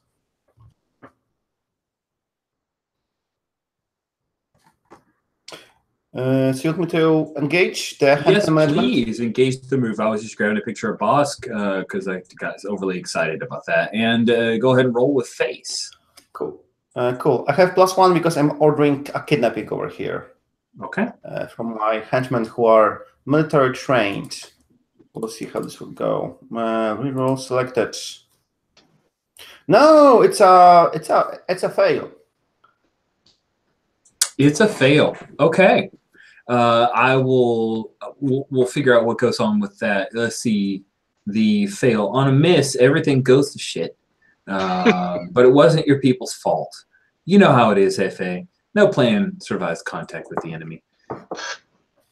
So you send off Bosk and the others to kidnap some members of the Black Suns, and it's going to fail. I'm not holding the move or anything, but for time, we're going to cut away. Right, so we know the move fails. You'll get a report from it soon. We're going to cut away, and I would like to also go and question the Solari brother. So I suppose I will be calling Venus to ask where he is. Oh, that's good. That's good. That's good. Yeah, yeah. We'll pick up with you calling Venus then. So you sent Bosk off on his errand, and we, the audience, know that's not going to go well. And you confidently get into your hover limo. I'm not sure if you know where, or your speeder limo. I don't know if you know where Venus is keeping him or not. But you're headed out, and you start to initiate the call. We jump back to the warehouse. And we see laying on the Duracrete street outside with a score mark on his face is the slowly waking, who we thought was dead, ISB agent. The first thing you see is that there's a red Twi'lek male, and he's scaling the side of the warehouse from the outside. like climbing, very agile, and he gets up and you see he's like peering into a window, trying to get a good shot, while at the same time, Mage, the Gamorrean, is back up against near the door with his vibro ass. It starts to sizzle with electricity, and the one Rhodian of the two Rhodians there keeps ducking. He switched his little thing. He switched it off of stun. He switched his blaster pistol off of stun. Token is going around back. They've sent the human around back because that's all they're good for. Go around back. Go around back, Token. And so the Token, kind of dressed a little bit like Dengar, right? Like got the head wrappings going on, like some kind of weird flaps on the side. They're all like swaddle clothes, like raggedy clothes and everything. They've got this bolted together, like some kind of Tordarian on spice, put this together, blaster rifle. They're running around from behind. So Solari, you get all of that as you're starting to wake up, and you see the dead body of one of the Rhodians, the one that shot you, is dead. What do you do? Right. I guess this is the place. I guess this is where Venus is. Oh, he thinks that as he's still gripping his face, and maybe there's a little smoke coming off him. He'll try to struggle to get to his feet, pull his blaster out. Can he see out of his one good eye any of the other bikers? Oh yeah, they're all like 15 feet away from you. They think you're dead.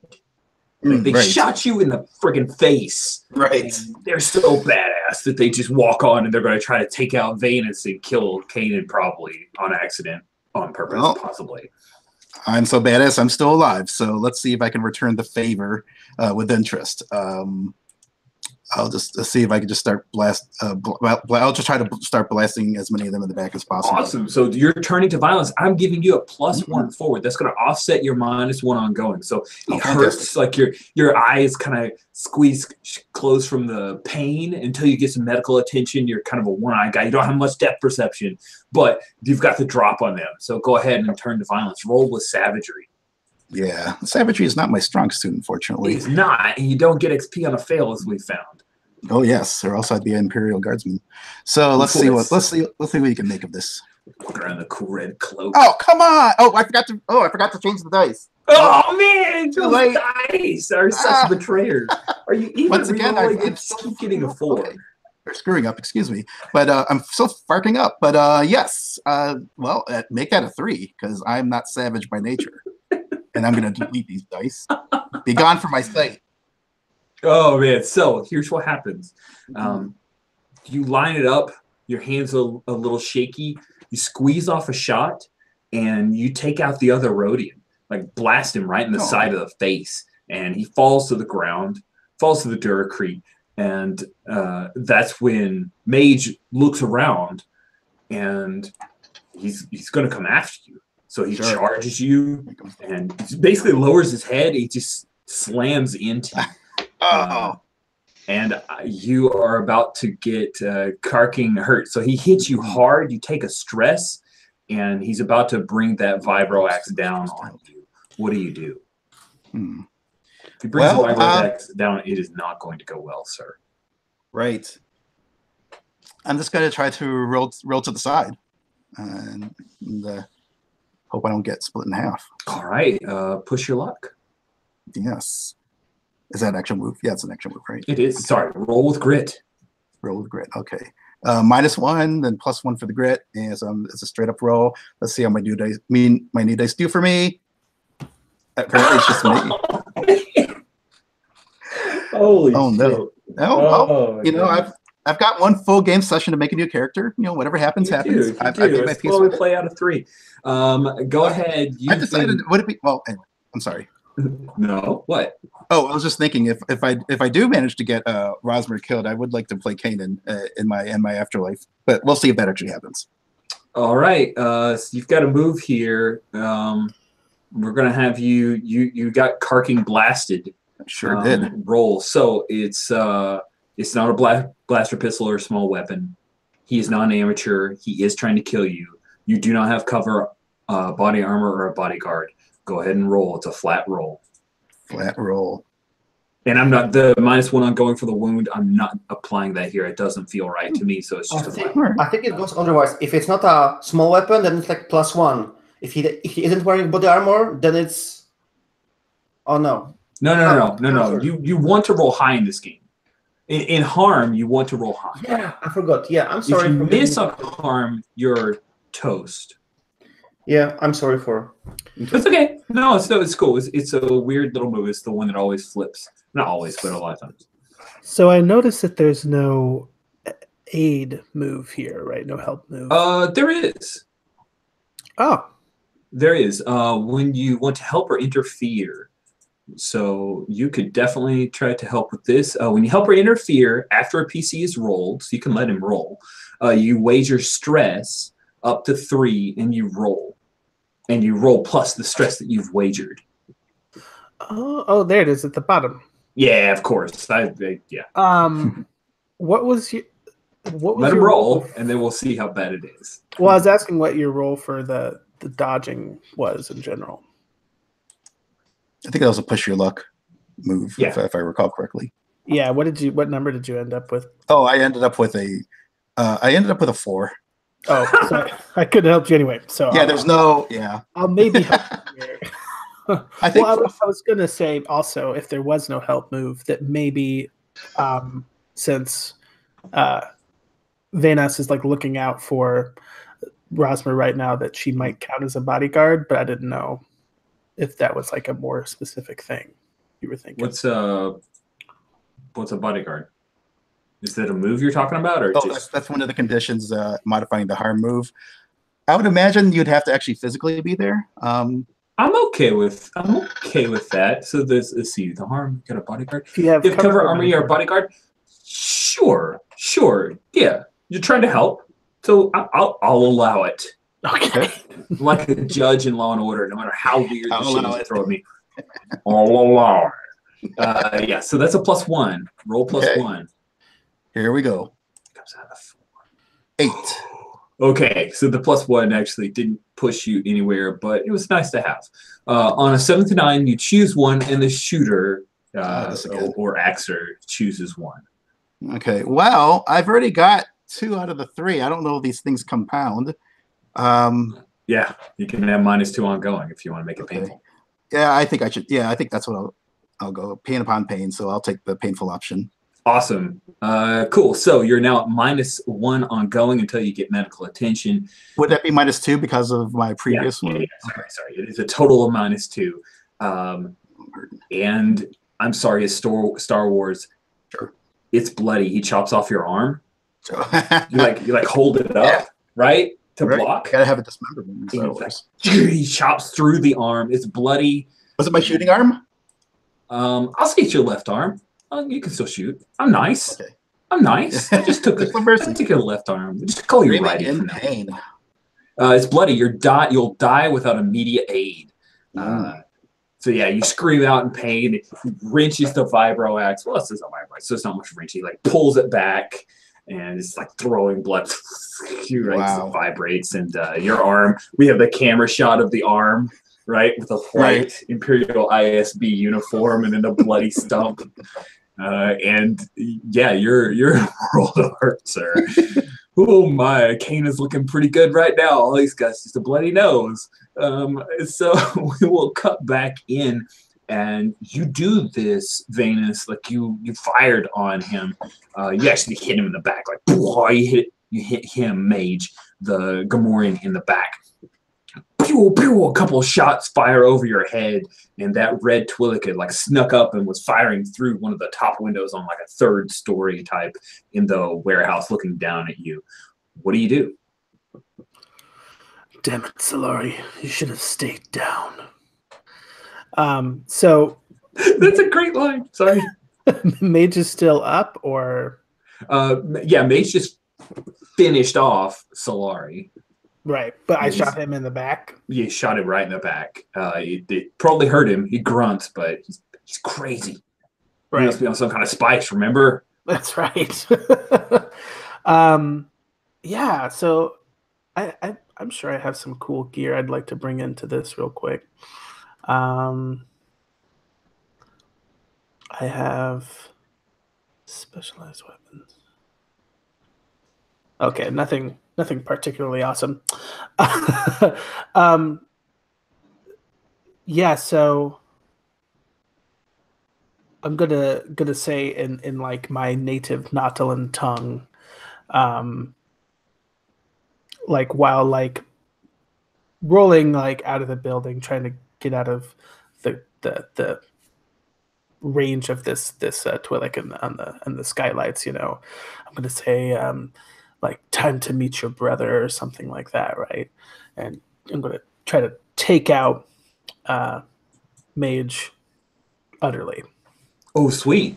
Cool. So you're ignoring the Twi'lek to take down the head. You're going to cut off the head of the snake. Love it. Yeah, because I'm afraid that he's gonna keep chopping up Yeah, he might. plasma into more bits.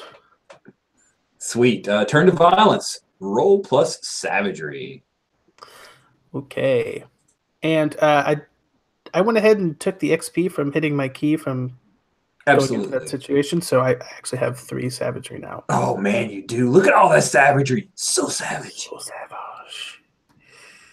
I'm oppressed by your savage. Like savage oppress. Oh. Well, that's an 11. Oh my goodness, you're so good at this.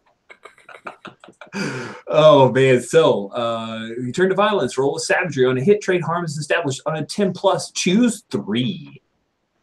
Yes, terrible harm. I think that would be sufficient. That will take out mage. That's what I'm going for. And then I will also choose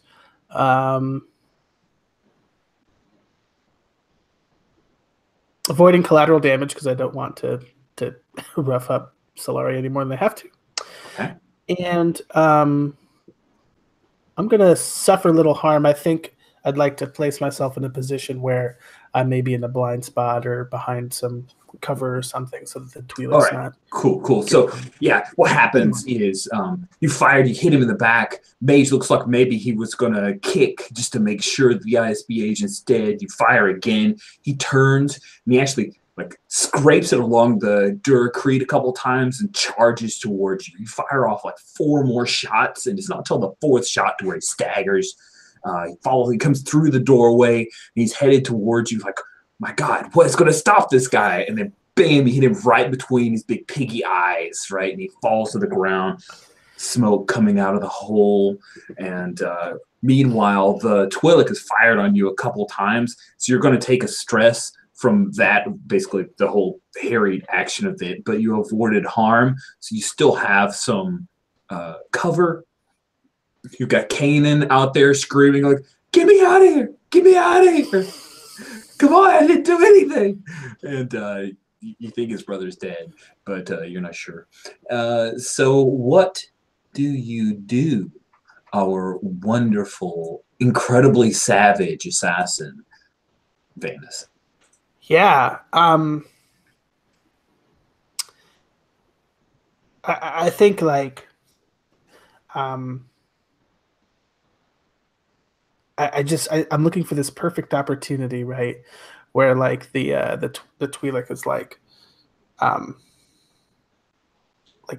trying to get a shot in, and I'm like listening for the rhythm of the blaster or whatever. Oh, nice, and I nice. think I want to catch him like leaning on this like skylight and like throw my knife at him, you know, for like just a nice little callback there. Oh, it sounds good. You got to push your luck for that.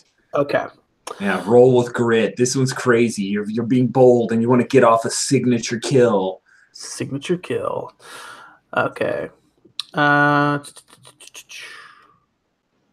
so violent, this woman. 8. All right. On a 7 to 9, things don't work out like you'd hoped. The MC will tell you how you can turn things around if you act quickly, make an ugly choice, or tough it out. If you're willing to hit this Twi'lek with your knife, you're going to have to step out of cover to to do it, which means that you're going to get carking shot. Right. But you will definitely take that Twi'lek out. Yeah, nobody fires on Venus Salatus and doesn't suffer the consequences, so I'll definitely get shot. Awesome. So you step out into the way. The Twi'lek lines up the shot. He's like holding on to the lip of the window, and he's kind of using the bridge, like the sill of the window, to help him line up his shot. You come in, he smiles. There's somehow you see the whites of his teeth as he smiles. He fires, but the dagger's already launched in. Bandit takes out one of his eyes, and you hear, "Ah!" Wait, hold on. It's Star Wars, so you hear the Wilhelm scream. And you get carking shot. So let's work through the carking shot. Man, so much shooting. I did not realize there would be so much shooting. Okay. You get carking blasted. I had one for each. It's a blaster pistol or small weapon. It is not. The shooter is an amateur. He is trying to kill you. You have cover. You had to step out of cover. So it looks like a flat roll. I do have body armor, though. You do have body armor, so go ahead and add +1 to that. Okay. Venus. Come on, how high? Oh, that +1 for the body armor. You get a 10. Oh, wow. That is awesome. You are so BA. All right. On a hit, you'll live. On a 10+, it's minor but heroic wound. So where do you get hit? Wow, minor but heroic. Yeah, so I think like you see like Venus smiling too, like just like that guy with the gun was, right? But she has like a little sexy little like sizzle mark on her cheek, right? Like from the blaster like going by. I love it. So that sounds awesome. Yeah. Cool. Everything goes quiet for a minute. Off somewhere outside of the warehouse, you hear the sound of someone's boots scuffling on the Duracrete, on the wet Duracrete as they're running, and they hear the sound of a swoop bike starting up. And from the alley comes Token, the only survivor. And he zips out and he's getting the heck out of Dodge. He is gone. He's in the wind. And that is when our speeder limo starts to arrive. Where's you're headed?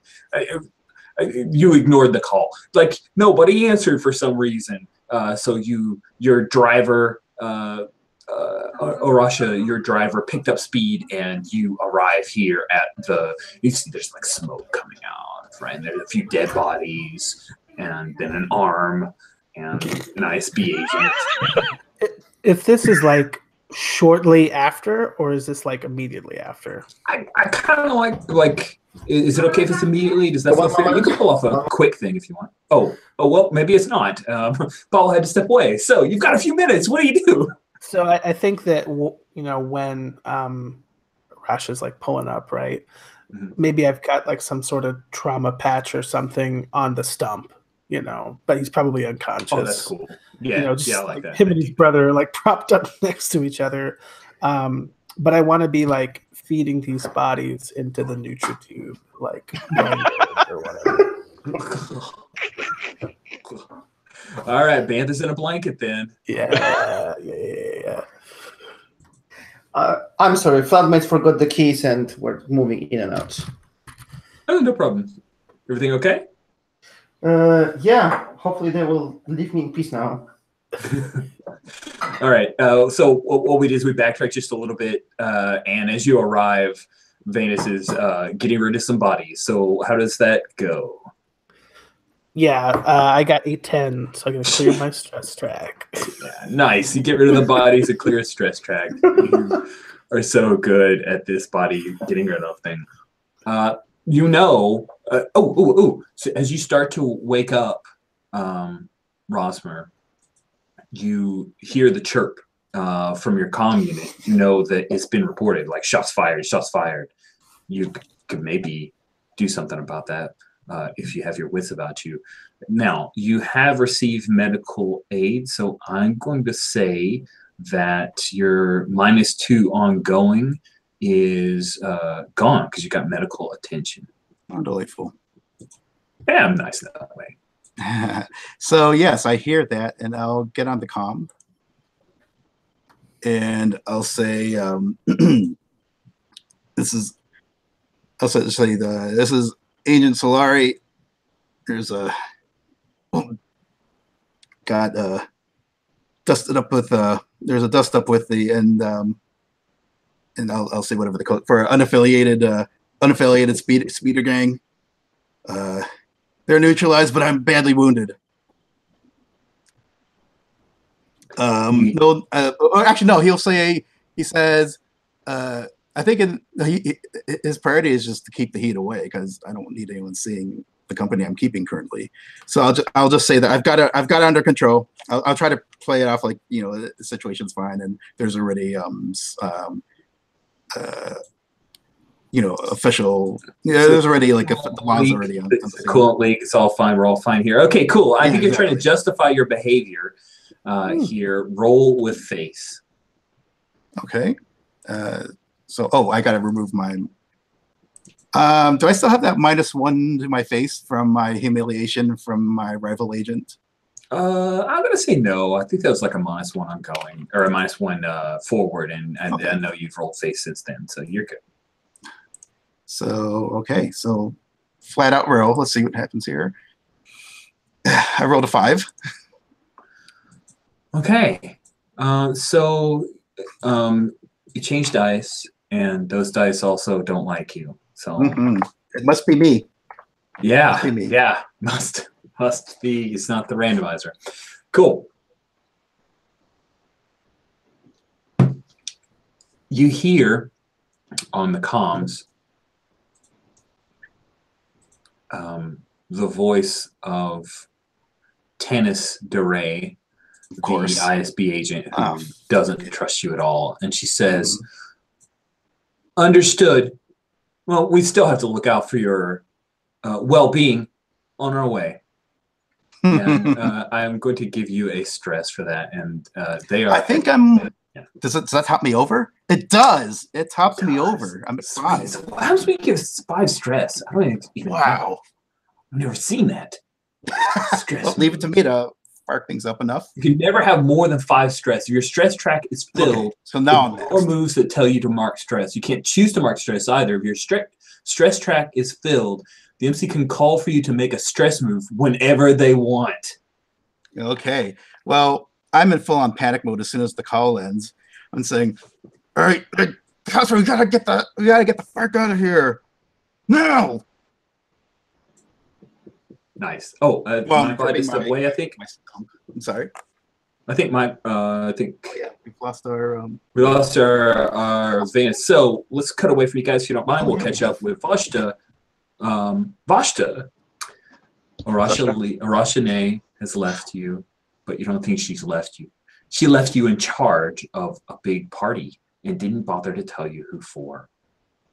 He's in the back. Sorry, what do you do? I can handle that. I'm gonna step out to the market, and he's a decent cook. He doesn't necessarily need the Mon Cal's help for this. And the Happy Bantha, I'll leave whoever's in charge and clean up the place and get ready for business, or get ready to get back to business. I'll be out for the rest of the day. And he goes to the market to pick up things for the party. Okay, cool. A quick bit of shopping, and I think as you are doing that, you see that there's an ISB agent. You recognize her from before. She's at the market as well. This is Kara Apurin, the partner of Solari. And at first it's like, okay, this is weird. ISB agents don't normally come to market. They have access to better food, more credits, that kind of stuff. But then especially a smuggler's market. Yeah. and she's still in her uniform. So while she's moving around, she doesn't actually like put anything into a basket. And eventually she comes up after you've made your purchase and says, Mr. Zoshta, do you have a minute? You know, and I look down, I'm like, I'm hosting a dinner party in 3 hours.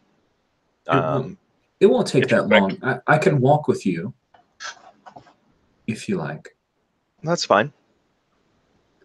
She has the black kind of shiny gloves and she clasps them behind her back and walks with you as you're carrying your bags of food.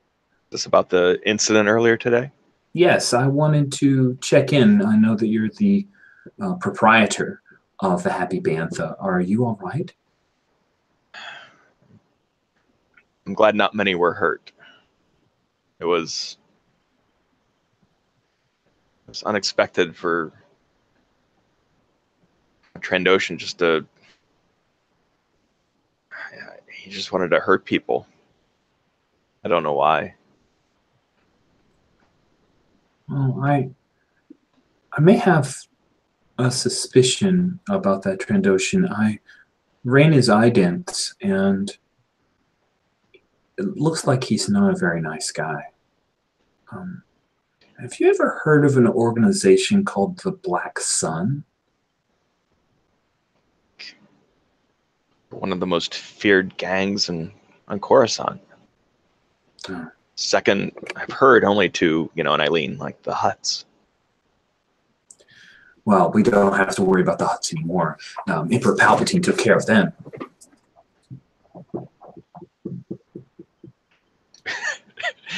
I think I'm almost something to the effect of, you know, praise be his name. Nice. Yes. And she says at the same time, like, praise be his name. You guys both like toe the line there. I'm afraid that my captain is very upset at any kind of Black Sun involvement. It's possible that he may want to shut down your restaurant. And I've had a conversation with one of my peers, Tanis DeRay. She thinks it's probably the best choice to make sure that everyone in 1313 is safe. If the Black Suns have targeted the Happy Bantha, she looks away as if to say, like, then that's not going to stop. Absolutely not. We support local workers. We employ local workers. Shouldn't you be taking care of the Black Sun, not shutting down respectable businessmen like myself? Well, I hope that we can do that. I do. She seems like defensive about that. Like, no, of course we'll do that. That is just part of the process. You don't understand. It's imperial regulations that I know my partner said that it was a Class A, but I looked it up and it actually, but I'm very sorry. And I wanted to let you know so that hopefully this will only be a few days, a few standard days. And then she seems very unsure. What do you do? Like, that there has to be another way. Can't close my business, my livelihood. Oh man, you're trying to pressure her to go along with the idea of keeping it open. Absolutely trying to pressure her. All right, have roll with hustle. Oh, with hustle. Okay. That's Don't roll those blue dice that has Solari under it. You know, apparently not. Betray. Pretty much any dice here, Solari, I think are bad, but we'll see here. I roll a 12 with hustle. Wow. I'm like, please, I'll even give the ISB agents free meals for the week if they come in. Just don't shut us down. Oh gosh, you don't need to bribe us. Oh no, we're only here to keep people safe, not take grifts and no. And she pulls her hands up, and then she pats your arm. I'm like, so you're not like the OSF or the CSF? No, not at all. We're here to uphold a higher standard. The Emperor has very clearly dictated that we keep the populace safe, and I'm here to do that. I just recently graduated from academy, and I'm very proud to be part of 1313 and help this culture and all of the community. I know that I think maybe the CSF has really had the wrong opinion about you guys. You know, I nod. I'm like, and it means so much to me if we would keep, you know, if you would allow us to keep this business open. Sure. It was only a temporary trouble. Absolutely. Cantinas are really useful for your kind because you don't have as many opportunities. And so I think that we should keep the cantina open for you people.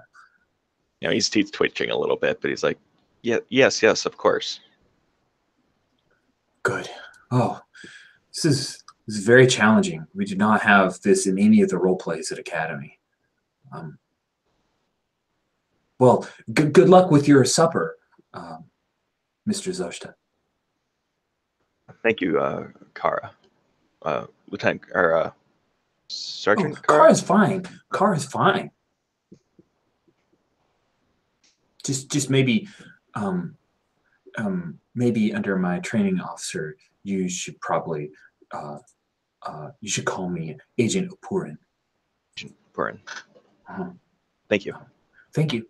And I bow a couple times as I, continue walking home. And she inclines her head like that's what you do, and then she'll click her heels as she walks away. Not click her heels, but like her heels click, like her boots click against the Duracrete. And so I'm really curious, what is the flat or the estate? What does it look like? And you want to consult with Pavel, you guys, like, what does it look? This is the first time we get to see the house, right? For Arashane and you that you share. Yeah, what did you envision for that, Pavel? The house and the grounds? I mean, obviously we're in a city, but there has to be some courtyard or some private space. Yeah, it's very hard for me to envision because it's like this suburban area. I don't have any vision for how a luxurious house can look in some, I don't know, almost underground place. When I looked at imagery from 1313, they have like a bunch of artificial light so they kind of know up from down. There's enough ceiling space for speeders to go over top. So buildings are legit. Like it's a thing that they have in 1313. So you could have maybe something that looks like a ziggurat palace if you wanted, or it could be part of like a penthouse of some really nice.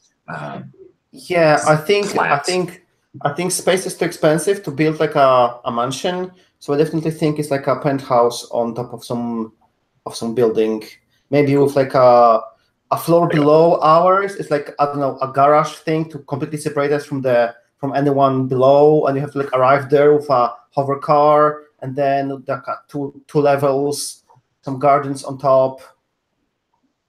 Nice. I like it. Ooh, the gardens are really cool. And it's like a patio area, Yeah. Oh, yeah. There is a tab called the Plaza where I stuck in a bunch of concept art from the 1313 video game. So if you ever wanted to get an idea, like that's what I try to keep in my head when I think of 1313 and try to describe it. Yeah, so I think we're at a high enough level that we're not affected by all that, garish neon. It sounds good. Below us. Yeah, you're like in a residential area where there are a lot of flats and maybe even some of the CSF or local stay here as well. So yeah, you head to this very nice couple level area and you come in and lights come on and there are a couple of droids that come out. Of course, you've got an auto chef, right? So how is it? What does it look like as you're starting to fix things, Zoshta? I'm curious what it's like when the spouse is at home doing his stuff. He's pretty businesslike when it comes to it. I mean, he's, this is something he was, trained for and perhaps had to do for a very irate Hutt at one point named Timo. So he's good at, preparing and, sort of working under the pressure of, he has all of his, produce and, packages of meat and stuff, laid out, and, has the auto chef of, of course, doing some things, and then, him doing the rest. And, and as he's, between tasks, he's, hurrying over to, maybe straighten, the pillows, on the patio, and, running back. Do we have a staff of any sort, or am I it? That's really up to a Russian. I think we do have servants. I think it will be too large for one person to manage. So you're in charge. So I'm probably, I'm probably calling out to them to, make sure there's, ice in the wine cooler, and, back and forth, doing various, things. What do you see, Arashine? Would you have hired like other Togruta? Would they be simply droids? Would you have some aesthetically pleasing or subservient slave races? What? Don't ask me. Zoshta is managing. Zoshta handle? Ooh, so yes, nice. They would lean very highly towards Togruta. Cool. But no Lemix, right? Right. Lemix is unfortunately no longer with us. Yeah, sorry. Okay, cool. So yeah, we have this cool scene of you organizing the staff. This is a place where if the Happy Bantha wasn't in the firing line, it would be just as successful as your own home. And you now have a sense of control. It gains you a little bit of solace. So is there any chance that you might engage a stress move while here? While trying to get everything. Ooh.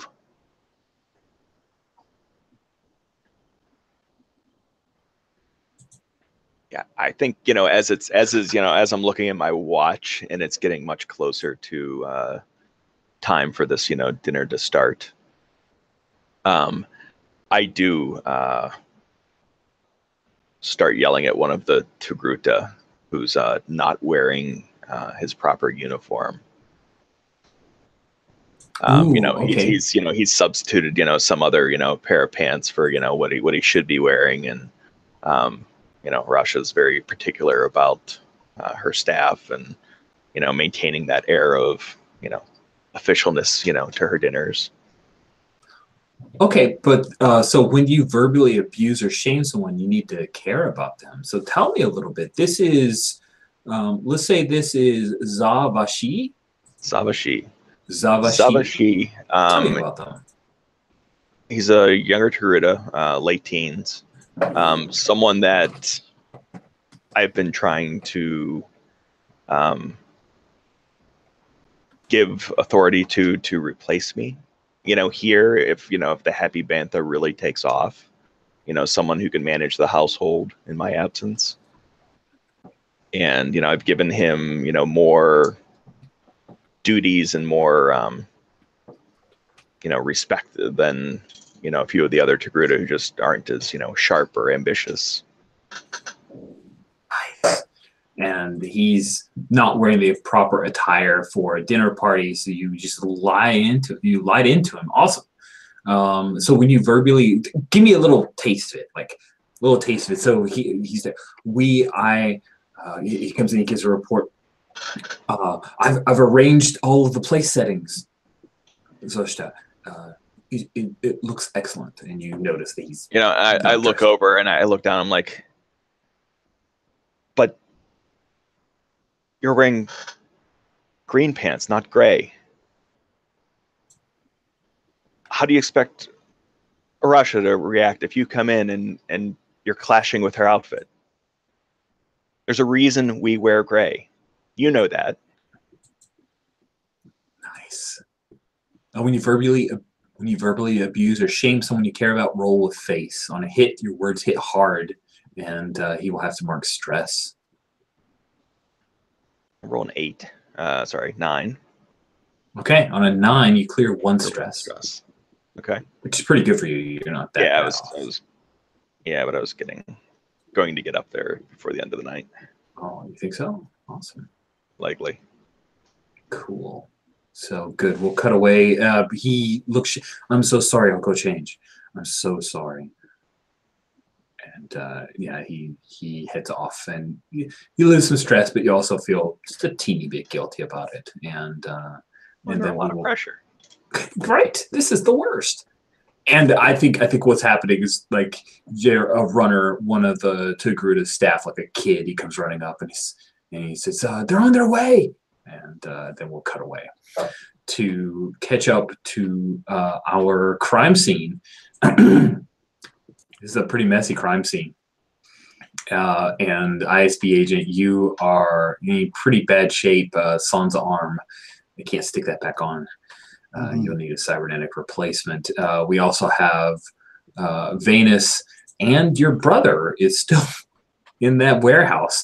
You've arrived, Arashine, to see the Venus is just finished patching up Rosmer. He seems awake. He's been shot up pretty bad. His arm has been cut off in some kind of big fight with a Gamorrean. Arashine, when you arrive, what do you do? Am I aware of that some kind of police force will be coming, or am I not aware? They should be coming, and it'd really be up to the ISB agent whether he reports to you. That it's definitely not something he can call off. Yeah. I'm definitely letting you know. I'm definitely letting Rushton know that an agent's on the way, and he's a real pain in the behind. So we need to you all need to clear out now. And I'm pretty frazzled and panicked at this point. Yes, I'm clearing out. I'm just taking this person with me, and I just like walk in, take the blaster, and I'm living with Solari's brother. Are you letting him? At this point, I think I'd better, because I don't want the brother to be around when Tanis gets here. Okay. Ideally, I just want it to be me and the 5 perps. Okay. So Venus, what are you doing? Well, you have no perps left. Oh, that's right. You Cuisinarted them all. 4 are liquefied and 1 has escaped. Okay. So I think I kind of look to you, and Rasha's kind of walking out, and it's going to be my job to follow her. But I say, I guess this makes us squares, Solari. I'm not in much of a position to argue. You are.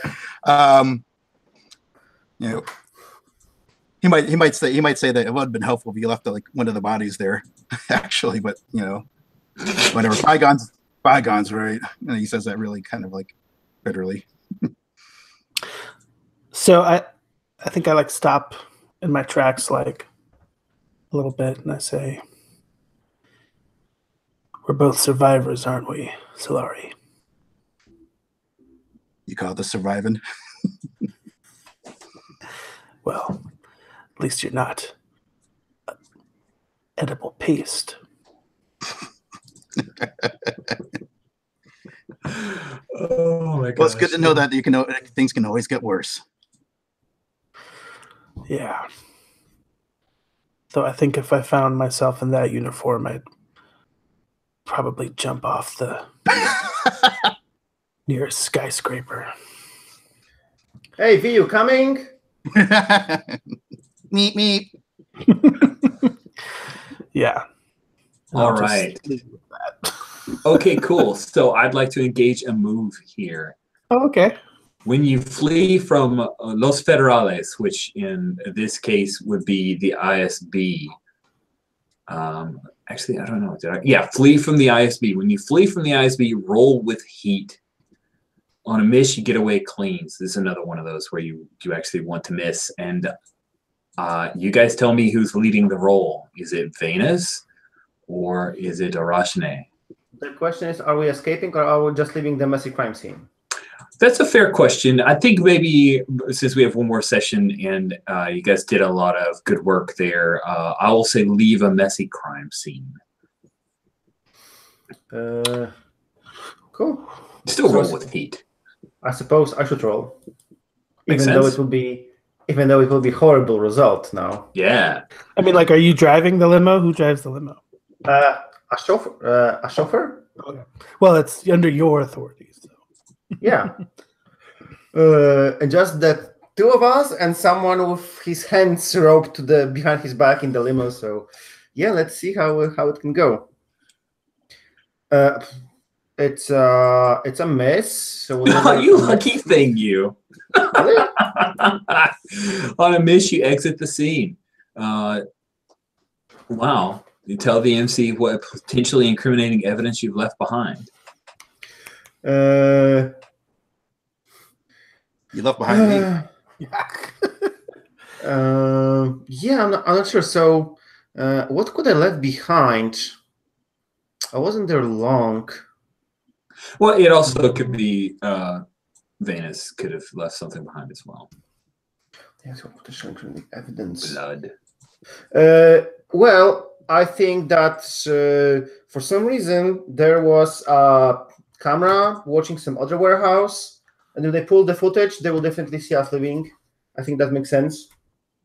I like it. I like it. The limo passes by, and you see the blinking red light from another surveillance camera, up on a pole or something, sort of thing.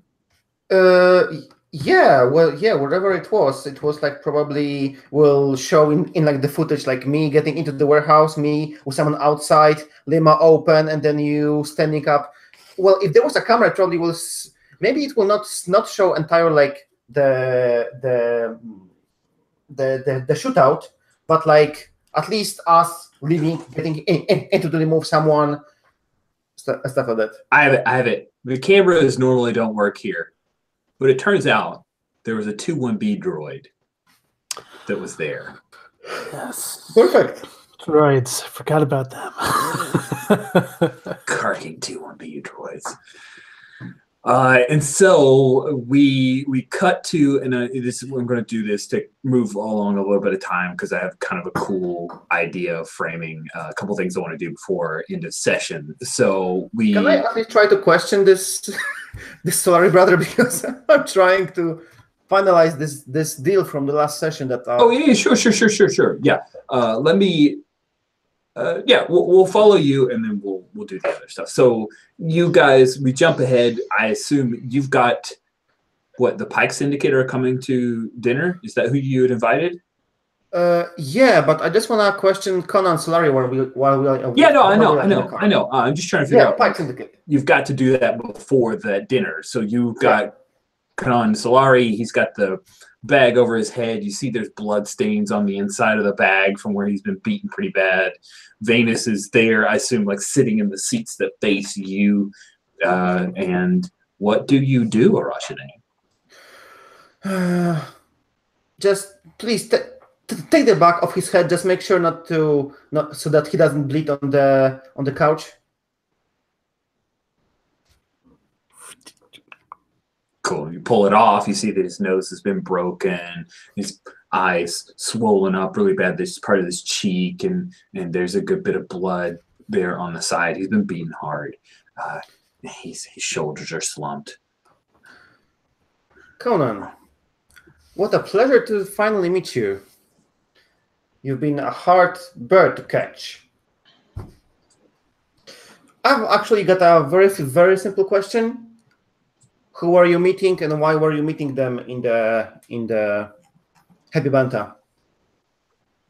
When you try to get the truth out of someone, roll with hustle. Of course. Let's see what the result will say. 4, and my hustle is, I believe, 0, so I think I had the middle result. Yep, so you pick 1, and you take away from him. Yeah, I think it will be most interesting that he cannot stonewall me with silence. Yeah.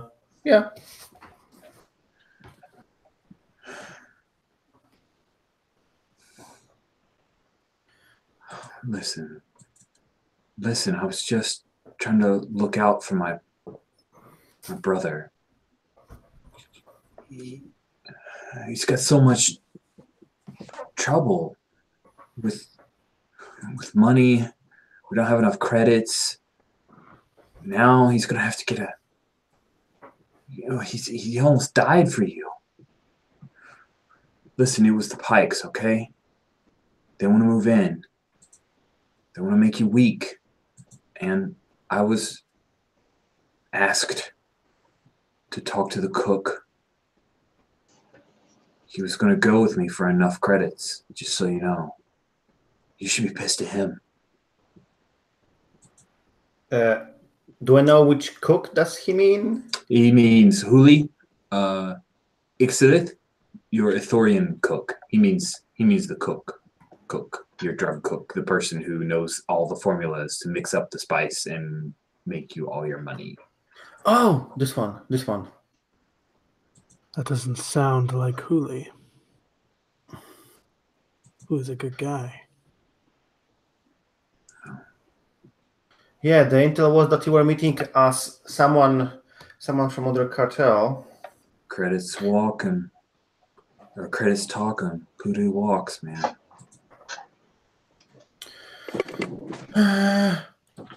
Are you in contact with the Pikes somehow? Yeah, I could put you in. Cool.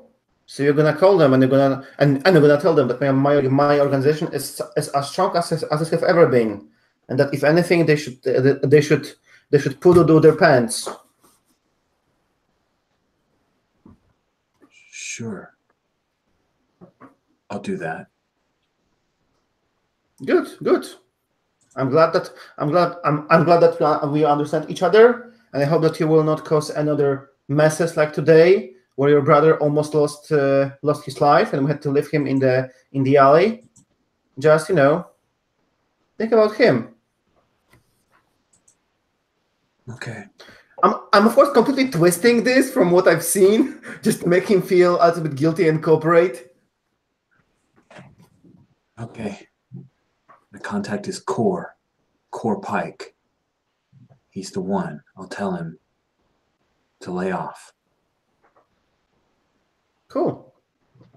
Yeah, I think very nice to have his.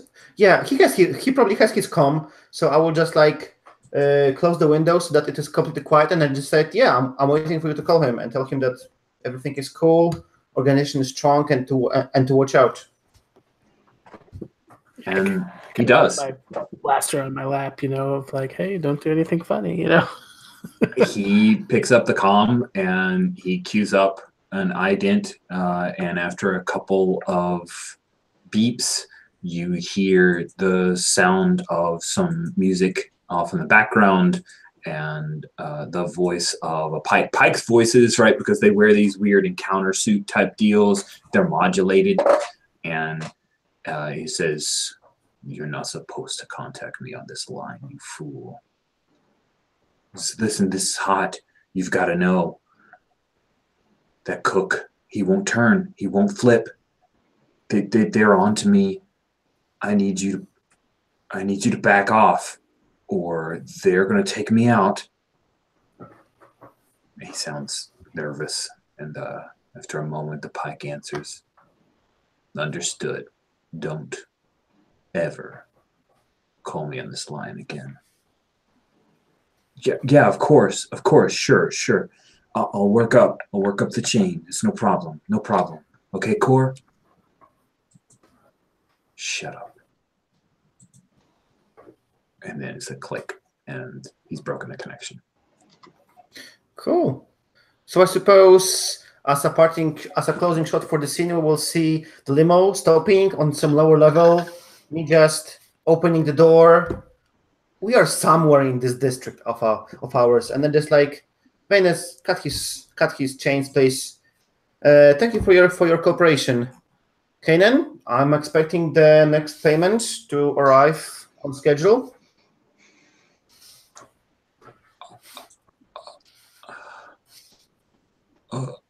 I don't have any credits. I don't have any way to get it.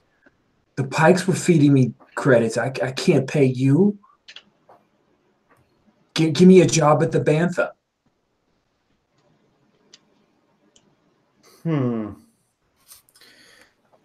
Not at the Bantha. I can give you a couple of low-scale jobs, but Bantha is illegal stuff. I think I'm just like thinking I will assign him something like the lowest possible worst job. I wanted to say like cleaning after the whole operation, but I don't want to keep him close to my cook. Yeah, so, probably could keep him away from the cook. So I don't know, like cleaning warehouses. Sure, yeah, you give him some crap job that'll take him forever to pay you off. That works. Yeah, and then maybe we will see me and Venus living in the limo and going back because I have a meeting with those Pikes coming up. So go, you like shove him out of the speeder limo, and he slumps down onto the Duracrete. And we cut away from that. Just like a parting shot? Yeah. I will just like say, thank you, Venus. You came true, as always. And I will just like hang you a chip full of credits, which is like, I don't know, 1,000, 2,000 credits, which probably is a lot for Venus. I just kind of like look at the chip and anything. Thanks, boss.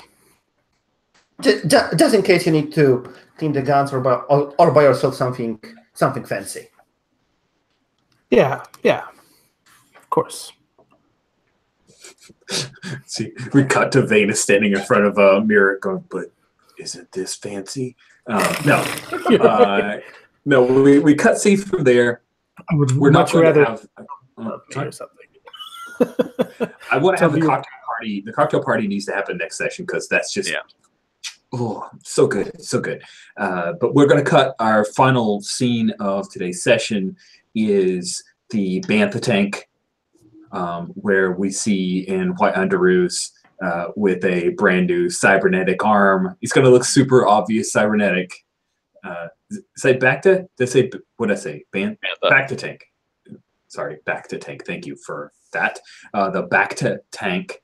And you have the little gas mask breathing thing and the goggles on. And yeah, you've got, they basically, they don't question you right there at the scene because you look so jacked up. And you hear in the little speaker headphones that they've put on you, you hear the captain's voice as he says, Agent Solari, we'll need to have a debrief about your encounter, but we wanted to make sure that you were in the best health possible. Your stipends and your coverage, your medical coverage, will take care of this cybernetic replacement for the limb that you've lost. Thank you, sir. I think we have a long talk ahead of us, don't we? Yes, sir. Yes, we do. Of course, sir.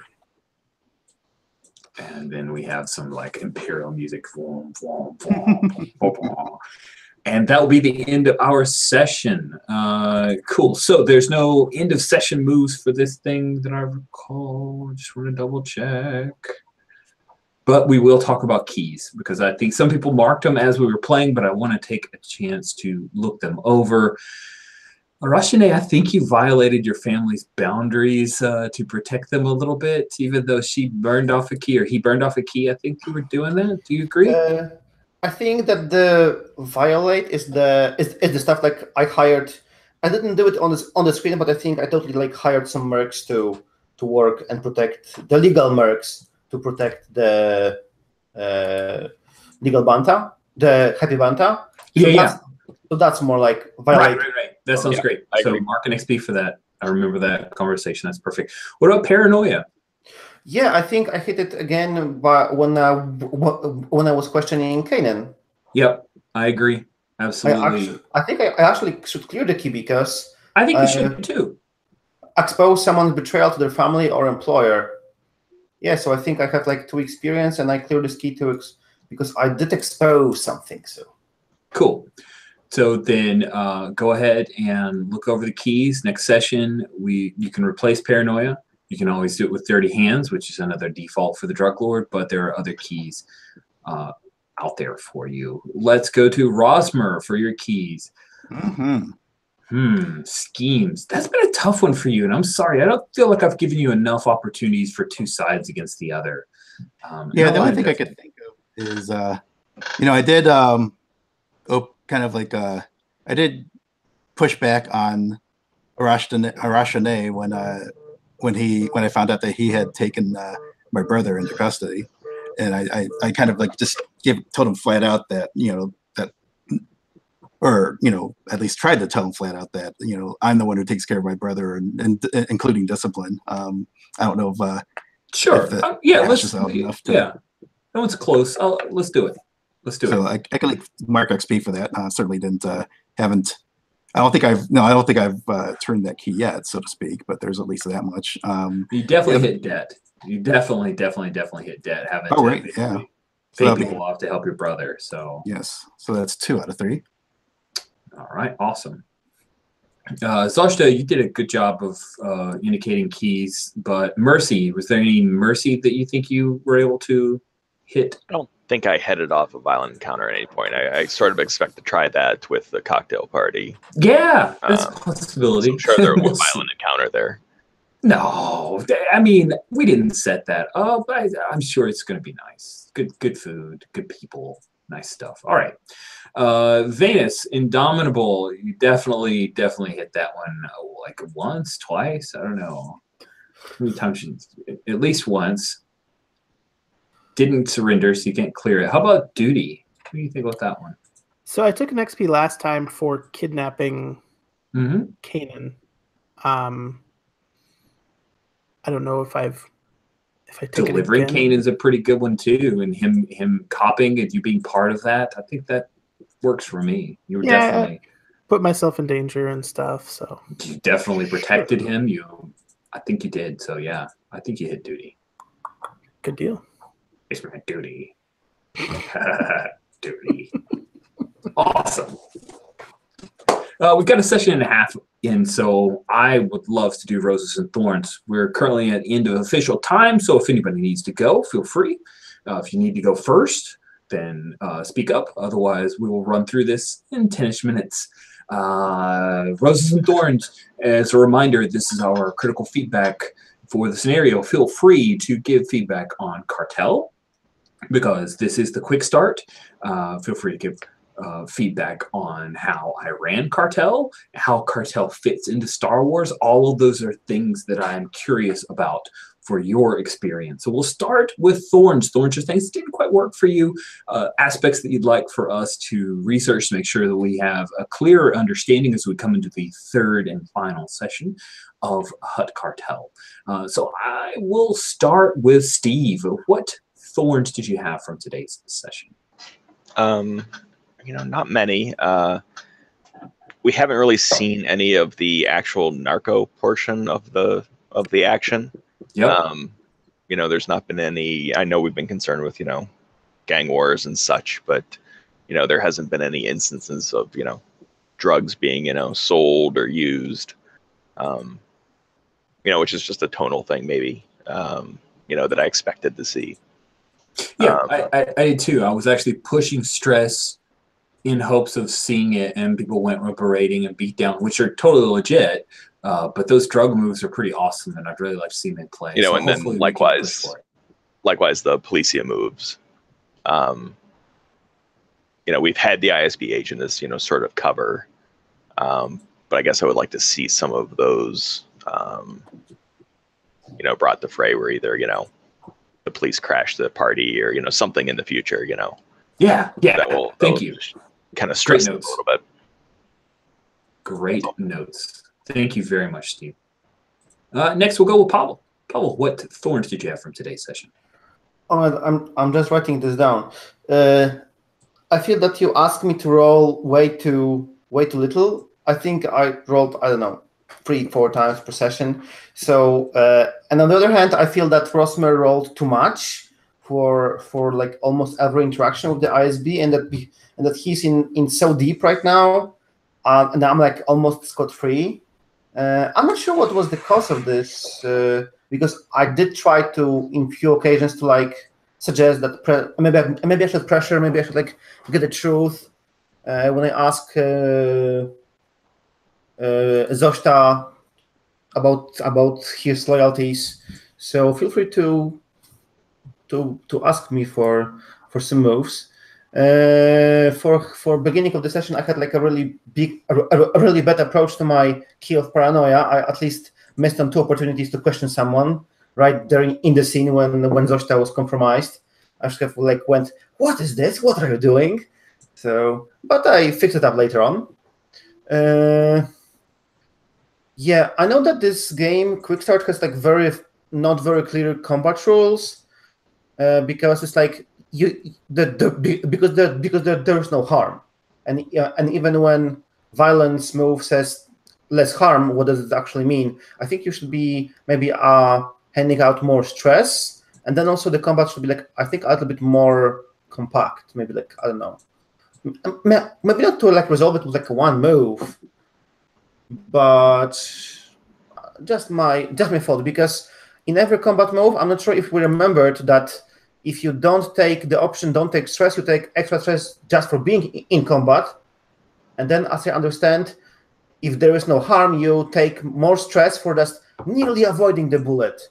And then you engage being shot at the like, I think you very well engaged being shot at on the misses. But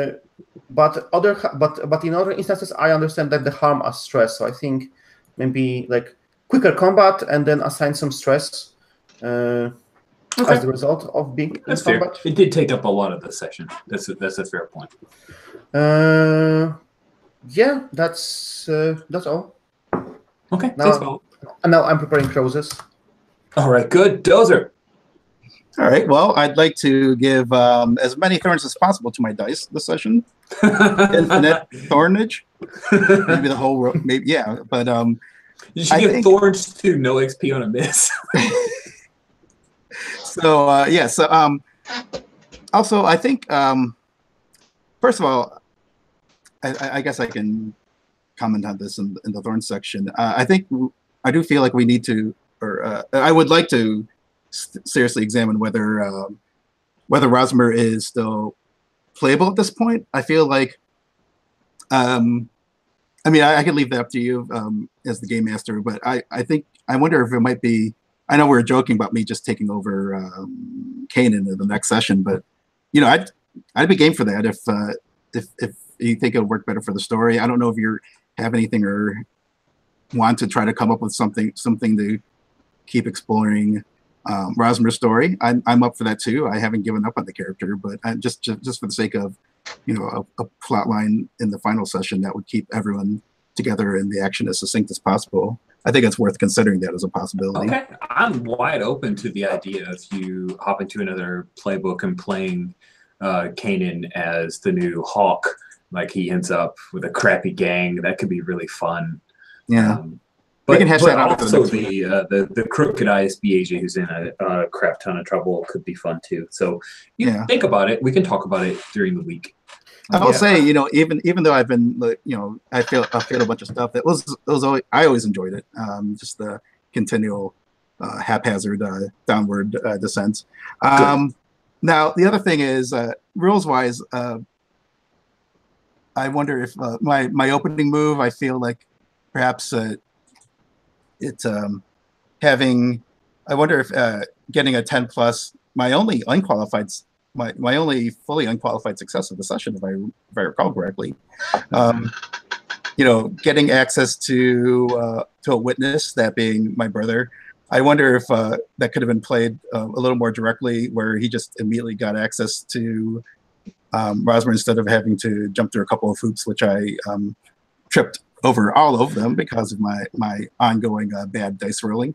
I mean, you know, there could. there could have even I don't necessarily object to having the biker gang show up, because that was very dramatic and very fun. But maybe they could have showed up after I got there, so that I could have at least made my contact with Kanan, did my business, and then get my arm chopped off. I would, that would have been cool to me. But that's the only thing I can think of. Otherwise, I think I'll save the other stuff for the roses. But that's what I got for the thorn section. That's really good feedback. This game is front loaded with a lot of start of session moves, and holding up some continuity from previous session and integrating those start of session moves is tricky. It's tricky.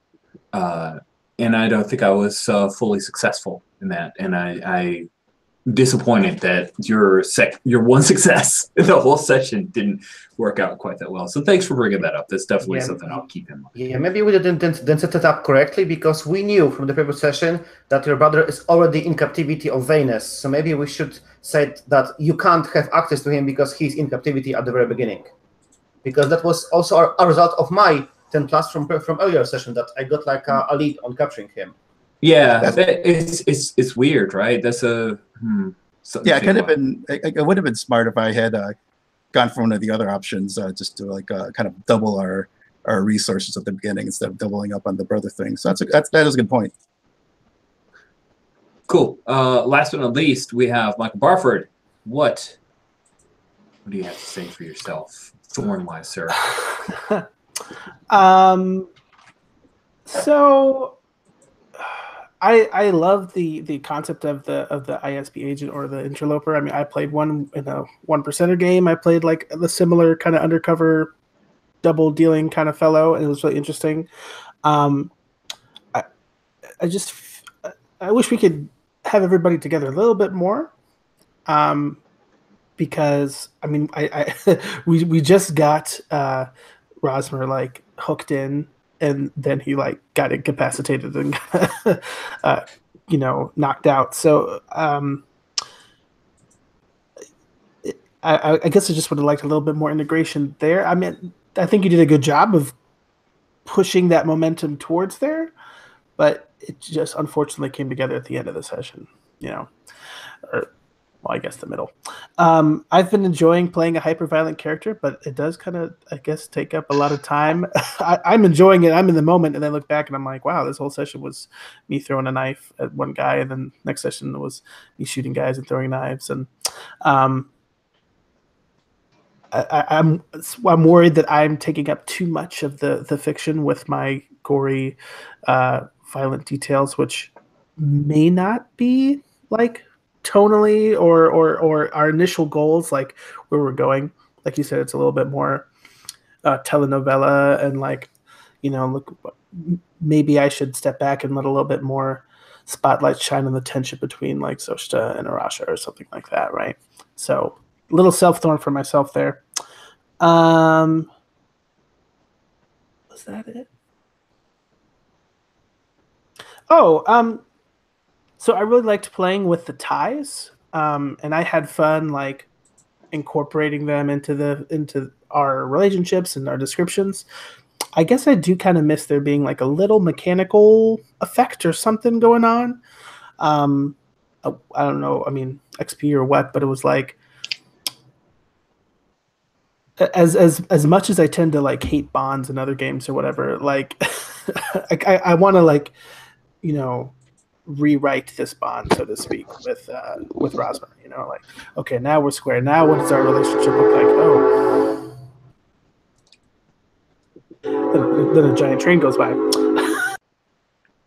I hear you. I really love the helper interfere move in this, and the wagering of stress, because it ties into a very interesting and important economy. But yeah, the fact that ties exist just to kind of sort of kickstart thing, and then they go away, that's a bummer. Like, it's a little bit of a missed opportunity. That's always one of those weird things with PBTA. The bonds mechanic is always a little hinky. Whether it's like the idea of an HX that rolls over, what does that mean? Or, bonds that don't apply anymore, and do you get XP for that or not? I hear you. So we'll stick with you as long as the train's gone, and do roses. Yes. Yeah. Again, I had a great session. I had a lot of fun, that is. I love the characterization of everybody. I think everybody did a great job of each like defining their playbook. I really loved when Rosmer like pulls like bureaucratic bullshit out of his ass. Like that was wonderful every time, and like so on point. When I would have difficulty, like I would be like fumbling over words the whole time. But you know, I'm gonna impound your bike. So I was like, of course that's what you know that person would threaten. Zoshta is really like sympathetic and like genuine and heartfelt, but also like maybe a little scummy too, you know. It's just interesting. But you know, kind of stuck in this weird situation. I love how vulnerable that you play Zoshta, Steve. And of course Arasha, I just love how badass she is, you know, and on top of things and scheming. And I think you also made some good decisions with the character in play that like were like just those moments where I'm like, of course that's what would happen in the show, you know, like well, fire her or whatever. I was like, yes, you know, that's that dynamic stuff was really great.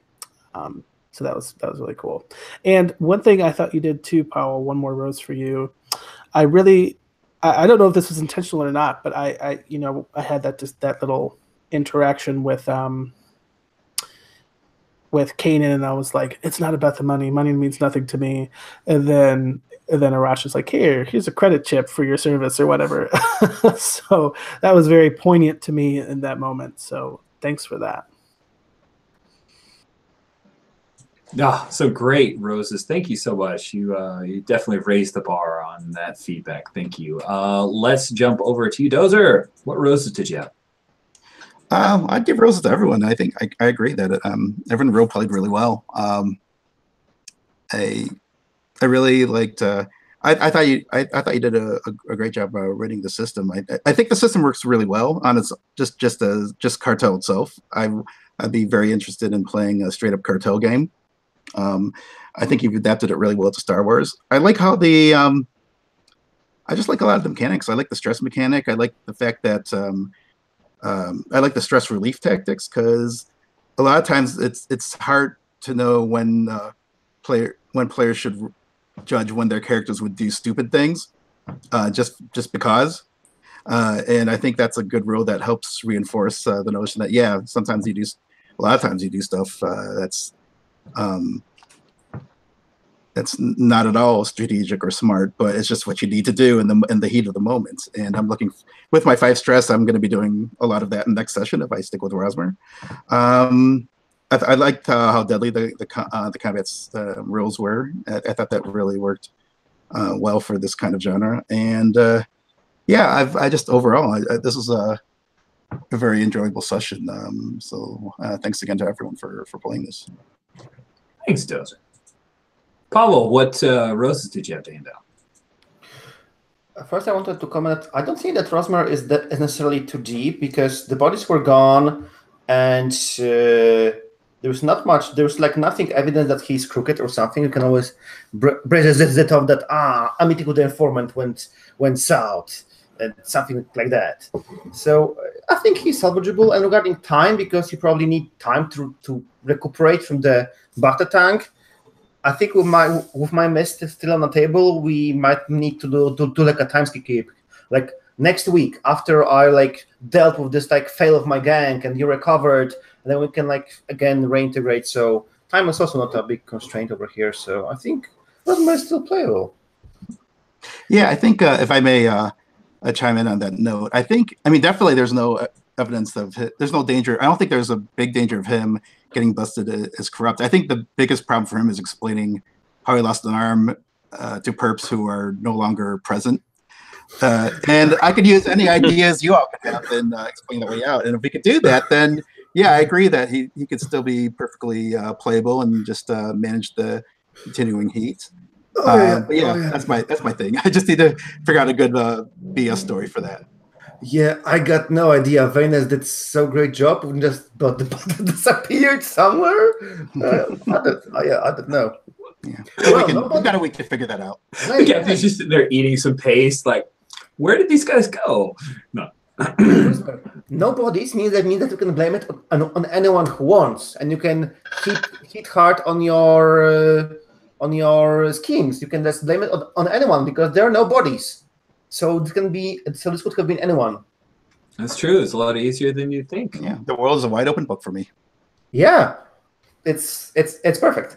So coming to roses, Steve, excellent play of my spouse. I was like really like, how do I do it? How do we talk? It's like a very difficult relation, husband and wife, crime boss, and someone who doesn't know. Perfect play over there. Michael, I loved the cool cold assassin. It was perfect. Dozer, I really enjoyed your struggle for trying to keep up as this Crooked Cop, everything falling around, and you were trying to maintain cover, get to my brother. It was like really a really tough session, and it was cool to see you how you're trying to go through it. And Rich, a rose for you for having this tiny little scene with Zosta when he was alone on the market buying stuff, so that he wasn't like left to his own devices. Oh yeah, you're just buying stuff. There was someone for him to interact, question him, deal with him. So perfect for also allowing Zosta to also deal with ISB. Thank you. Thank you very much. I appreciate that, Pavel. And last but not least, we have Steve. What roses would you like to hand out? Obviously rose to all the players. I thought all the characterizations, I especially liked the scenes with Rashane where she was being, warm and loving and heartfelt, and and Zoshta's just trying to push her back. So that was nice. I did really like that scene in the market where it was, sort of showing more of maybe what was going on, and that bad stuff could happen to Zoshta, not necessarily related to Rashane or Venus being there and causing mayhem. Just bureaucracy, stuff that is what a businessman would have to deal with. So I like that. Cool.